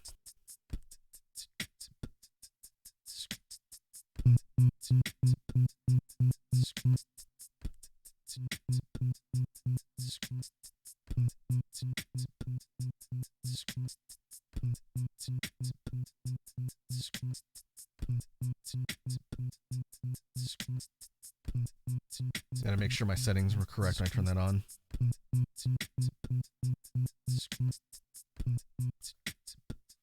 And so for pattern 13, and I might have to change the rhythm because I am using a slightly slower beat, but all it's doing is it's taking the hummed note and it's making it into an 8th note. So it's going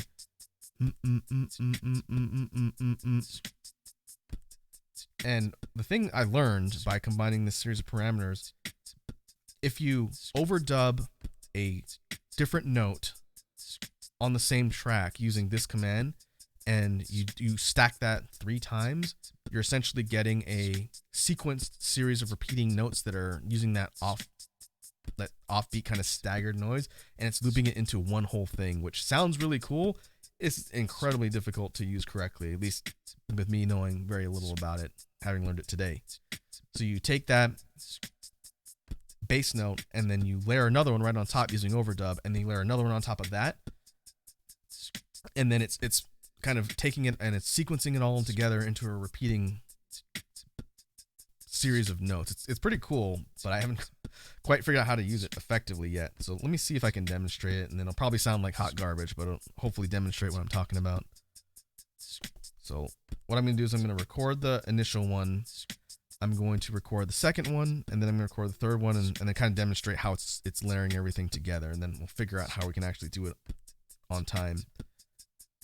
Let's see.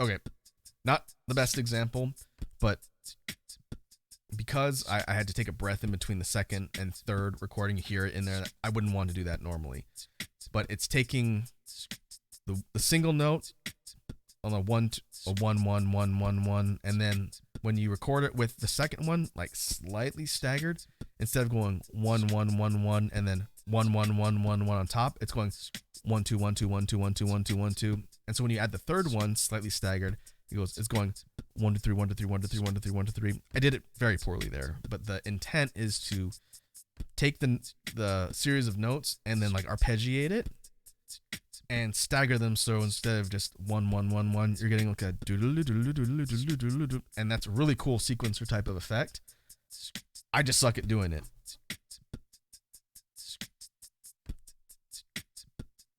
So the to-do here will be trying to figure out if we can, one, get it to line up, and two, if we can form that into like a functional looping synth noise that can complement the overall track.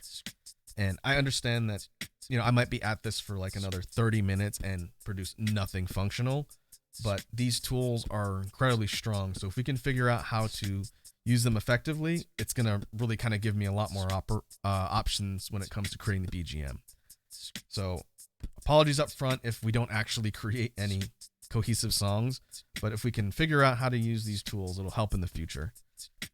So let's see.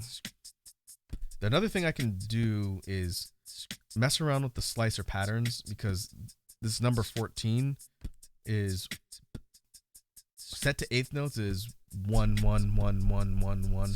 There's some other ones that go like 1 1 1 or 1 1 2 1 1 2. There's a whole lot of options, but I'm going to stick with this one because this is the one I learned. So let me turn it back on. I'm going to try and record it. I'll do it one at a time instead of back to back, because I think that's a little bit tougher to do. So let me record just one of these.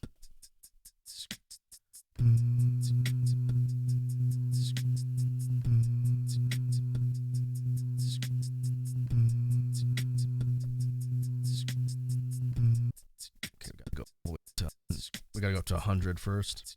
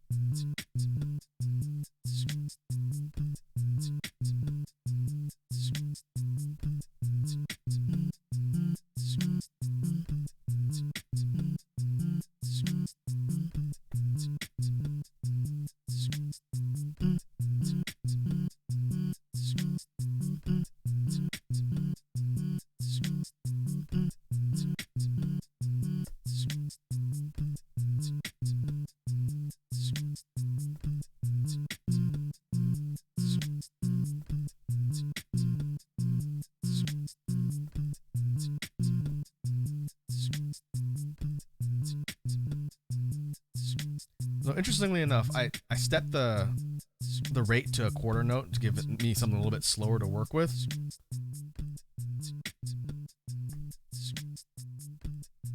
And rhythm-wise, this thing, it slots into the rhythm better. But what I was trying to do was get the third note to record.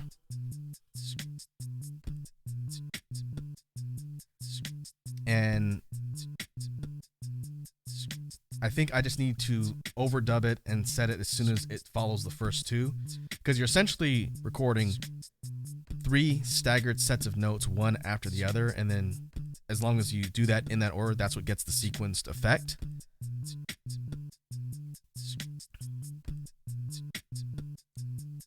So let me see if I can figure that out, because if I can get that to cleanly loop and then it sounds decent, then I think I can actually purpose this into a bass line by adding a low end underneath it. But I'm trying to figure out just the timing of recording using this series of commands first before I even get fancy with it. Oh, I next we have a small Raku from Red Dragon. Alright.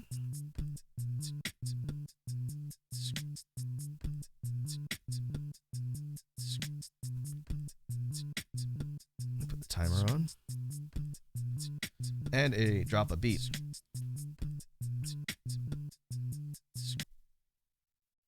Alright.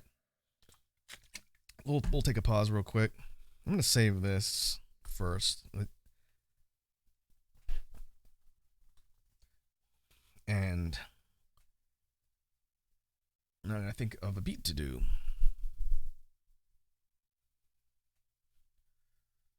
Make sure all my settings are good.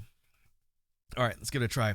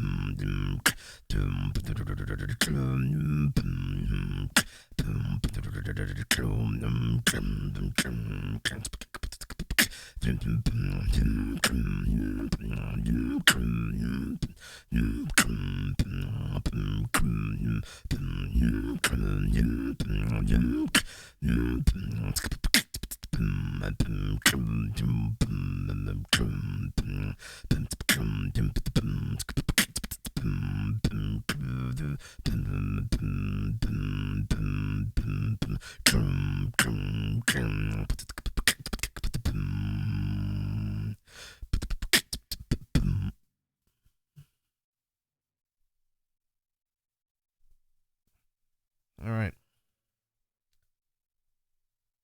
Iconic says small beats return. Yep. Don't mind me. I'm just a little guy for 3 more minutes. All right.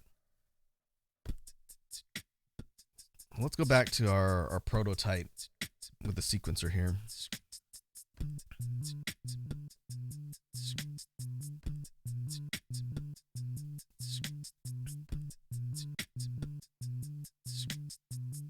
Let me try and record this. I'm going to have to turn on the overdub and then time the third note so that it lines up, not do it on top of the ones that have already been recorded. And let's just see if it works. I want to see if I can get that 3-note thing to repeat and then see what we can do with it. So let's turn this back on.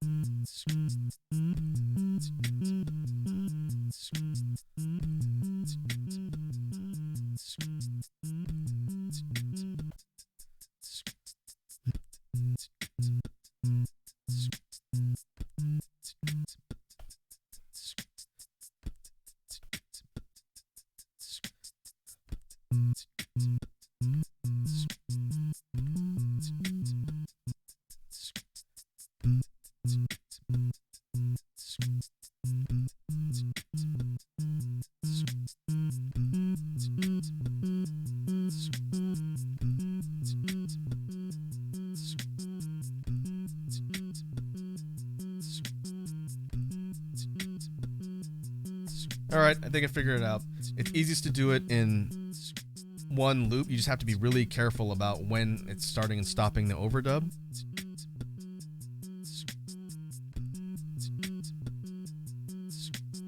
All right, so I wonder if I can do this with the eighth note now that I understand how it works. Let's try it. I'm just putting these on new tracks, and then I'll clear them off as I need to.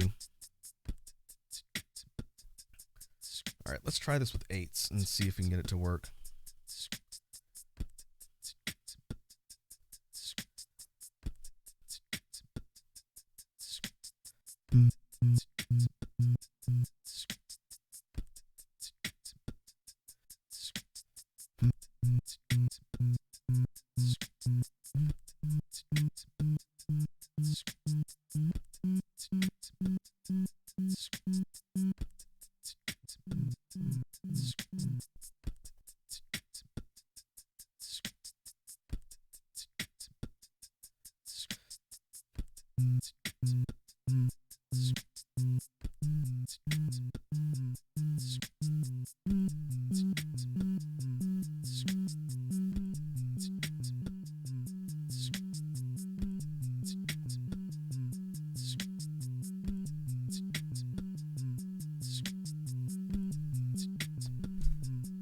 I got it to work.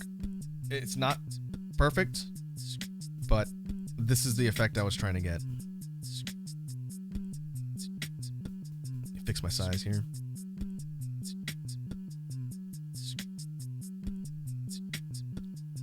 All right.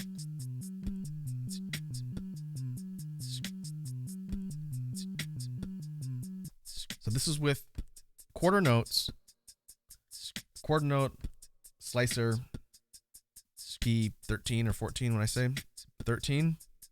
I thought it was 14. It's 14.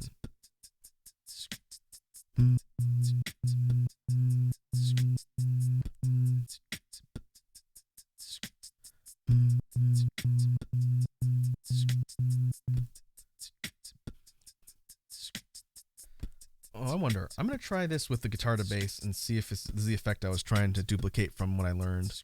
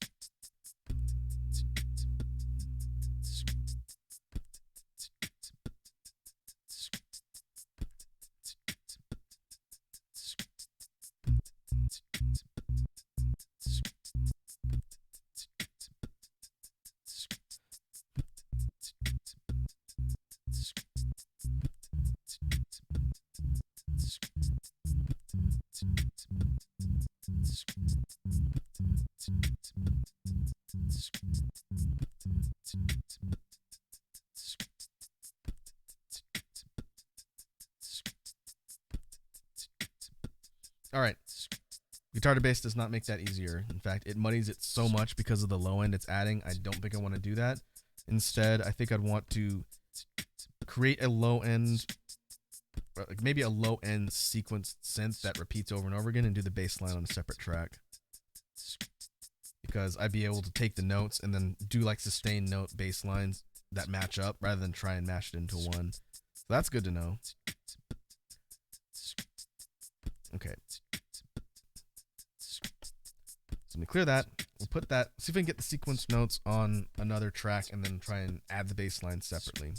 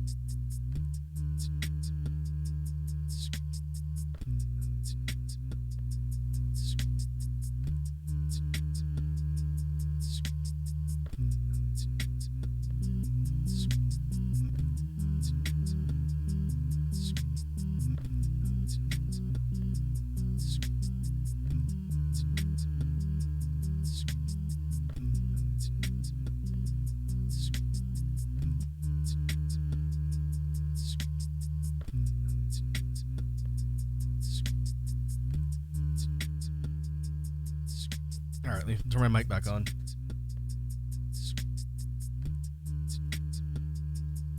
So what we've got here is kind of an interesting combination of effects. Again, this is kind of more prototypey. I don't know if I'm going to actually use this for anything. I'm more experimenting around with trying to get the combination of effects to work. Oh, and I didn't see Naked Snake popping in. That hydrate. What's up, Snake? We are experimenting around with some new tools on the loop. I hope you were doing all right. So far, it has been an interesting experiment, but we haven't actually created anything, which, you know, kind of is what it is.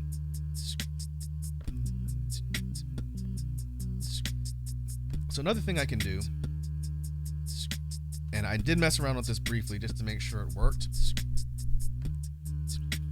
If I use a trumpet, which is a bit more of a pronounced note and a sound type than me just humming, you can use the sequence slicer effect to do the same thing.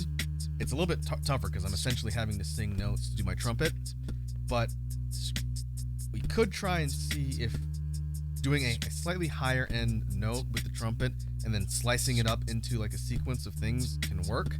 It's going to require a lot of air though, so I don't know if I can do it in one shot, but I kind of want to contrast it to the low end one I've got recorded here, and I'll just see how it works. Let's see. For those who might not have heard it in a while, my trumpet sounds like.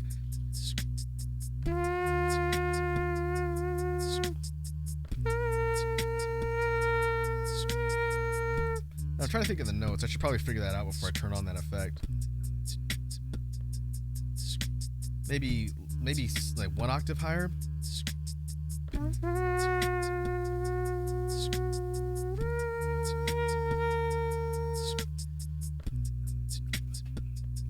Let's see what happens. It's gonna be a bit. This might be terrible. We'll see. I'm gonna turn on the slicer and see if I can get my trumpet to record. We'll see what it sounds like.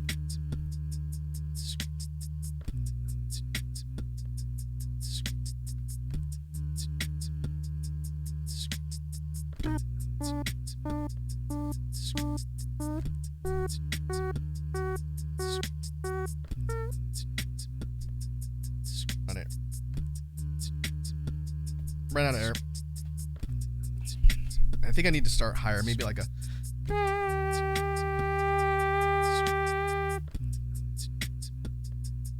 All right, try number 2.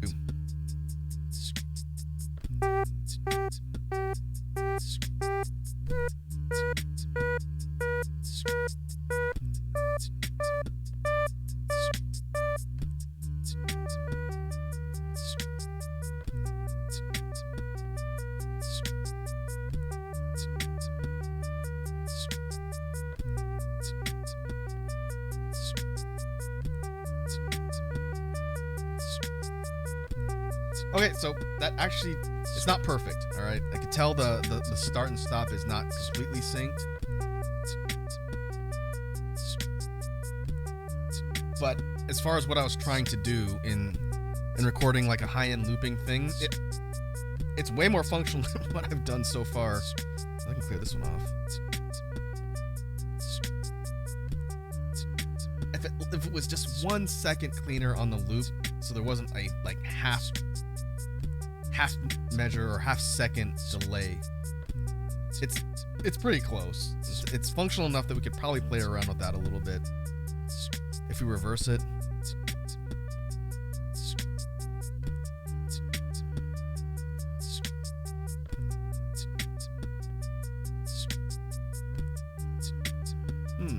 I don't know what phone I like more.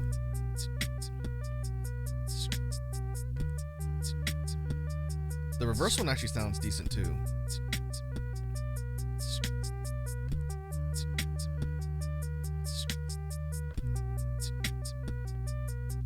That's not something I'd want to keep on for an entire track, but it would probably fade in and out and come in. But anyway, to illustrate what I'm trying to do using that command, using something that's a bit higher and a bit kind of sharper in sound, still loops the same way, assuming you do it correctly. And part of it has to do with mentally remembering where the loop cutoff is, so when it cycles to the overdub, you're hitting it on time, and then it's stacking. Iconic says, I like that. Yeah, it's a neat effect, but it's very difficult to use, or at least I suck at using it.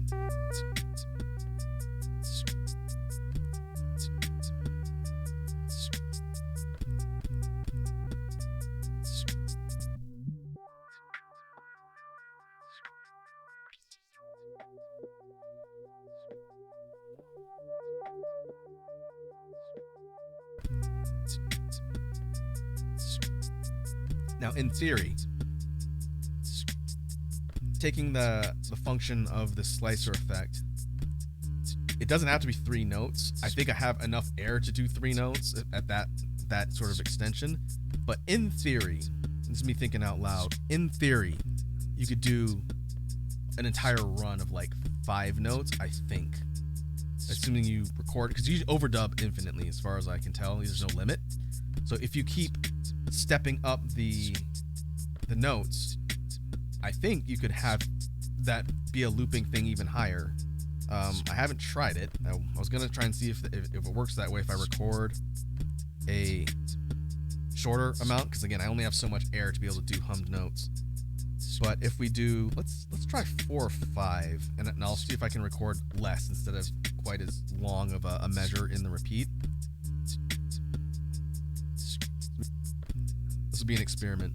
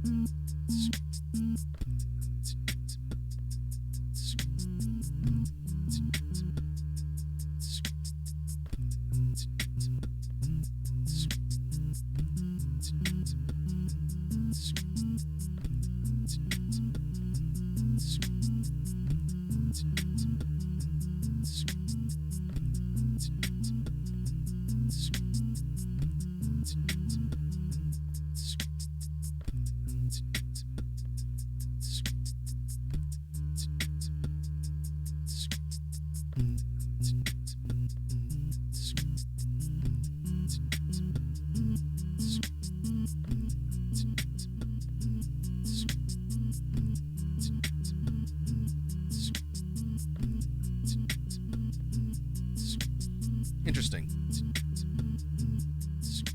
So you could, it sounds like it depends on the pattern. I think this pattern probably can't do more than 3 or 4 notes without it just kind of garbling into mush.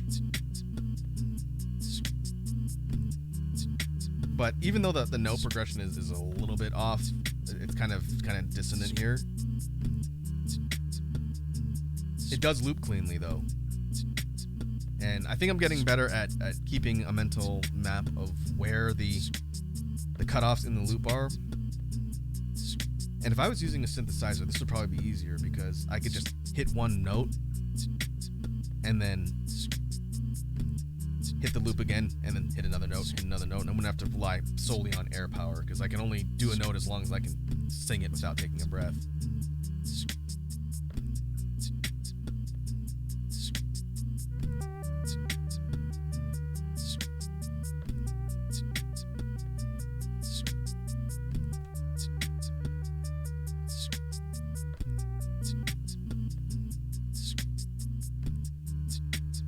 So what I'm learning here is this combination of techniques is going to have to really rely on hitting correct notes. And so if we have complementary melodies that are playing off of like a bass line or establishing like a melody, they can't just be random notes. They have to be like in line with the bass as like a melody or a harmony, because if you don't, then you're going to have notes that are clashing with each other and it's going to sound terrible. And boy, is that not a strong suit of mine.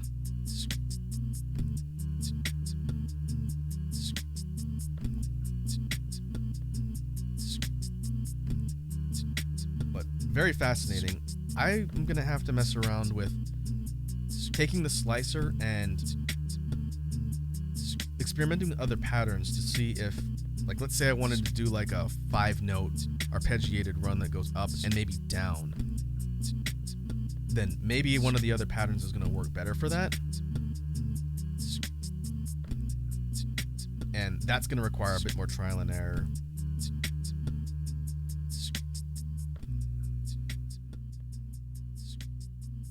Here, let me drop everything down so it's not quite so loud. And so, again, the BGM brainstorming doesn't need to necessarily always result in me completing a track and having something cohesive.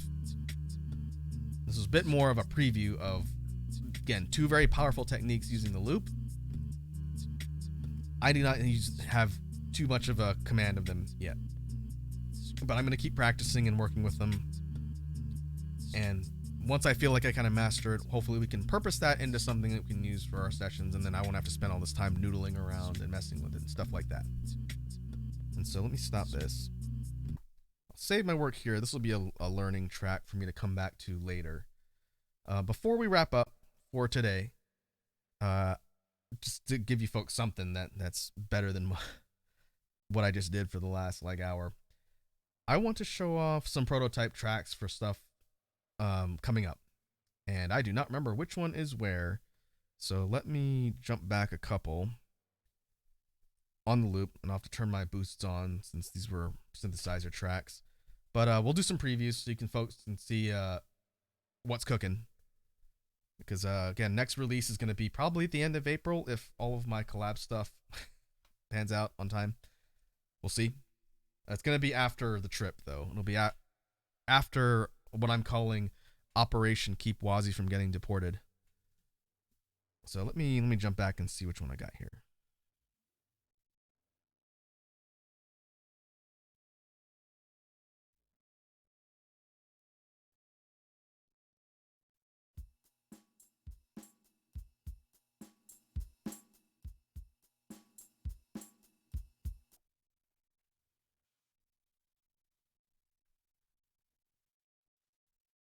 Okay, let me make sure my mic boosts are working properly here. I do not remember which track this is, so I'm just going to play it, and we'll see what I put together. This was probably like a week or so ago when I recorded this one. So let's give it a try.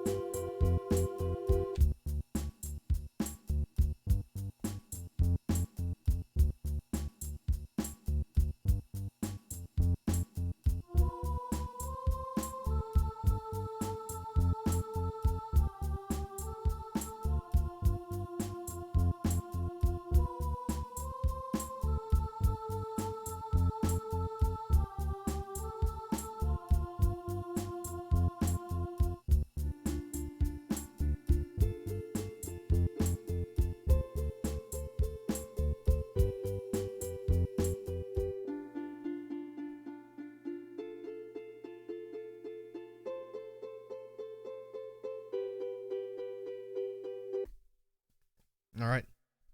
I don't know what that one's called. I don't remember which project exactly that one's going to be assigned to.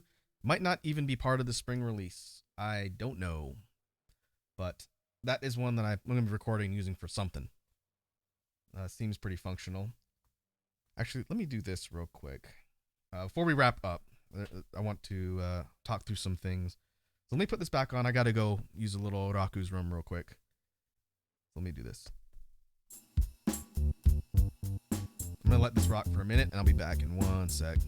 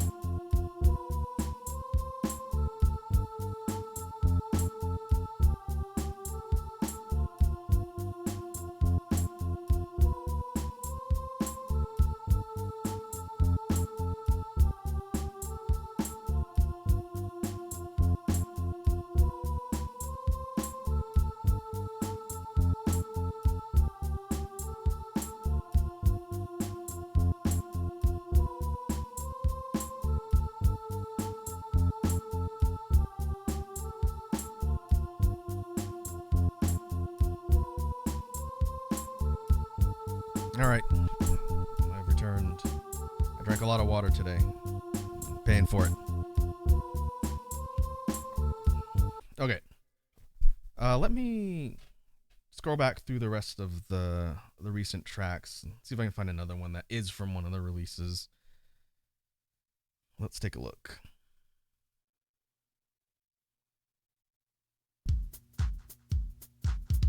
Yep, that is definitely the one I was thinking of. Sorry, let me turn my mic boost on for this so I can talk.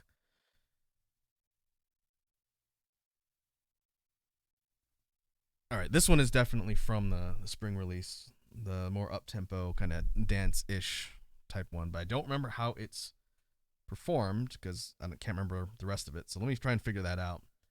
And this will be a preview of another track coming up. All right. So let's see.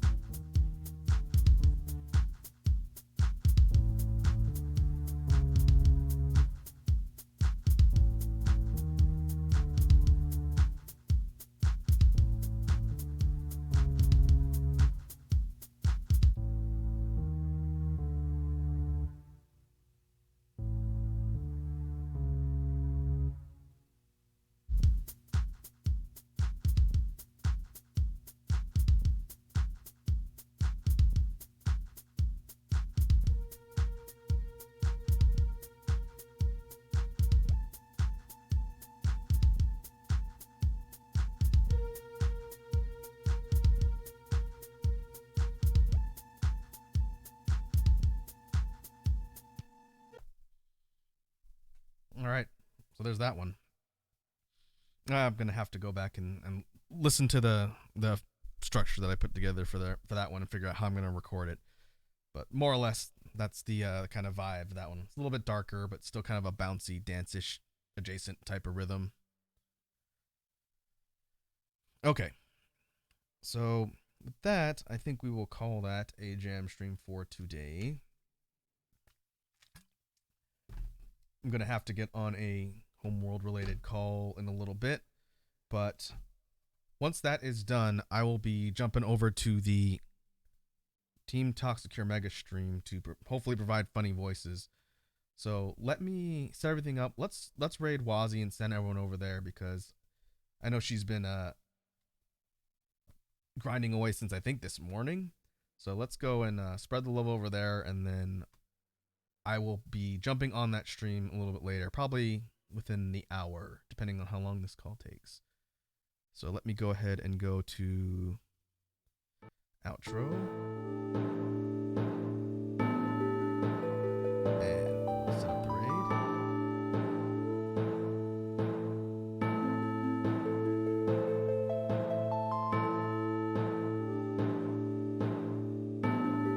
And once again, thanks to everyone who tuned in. Today was a little bit of an experimental stream when it comes to technique and stuff, but hopefully it was interesting.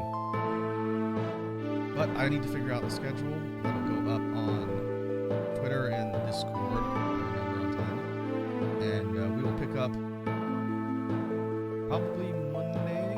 I don't know. Next week is the last week of streams before Operation Keep Wise from getting deported. So I will figure that out. But in the meantime, let us go see what the Toxic Crew is up to. And I'll catch you folks later.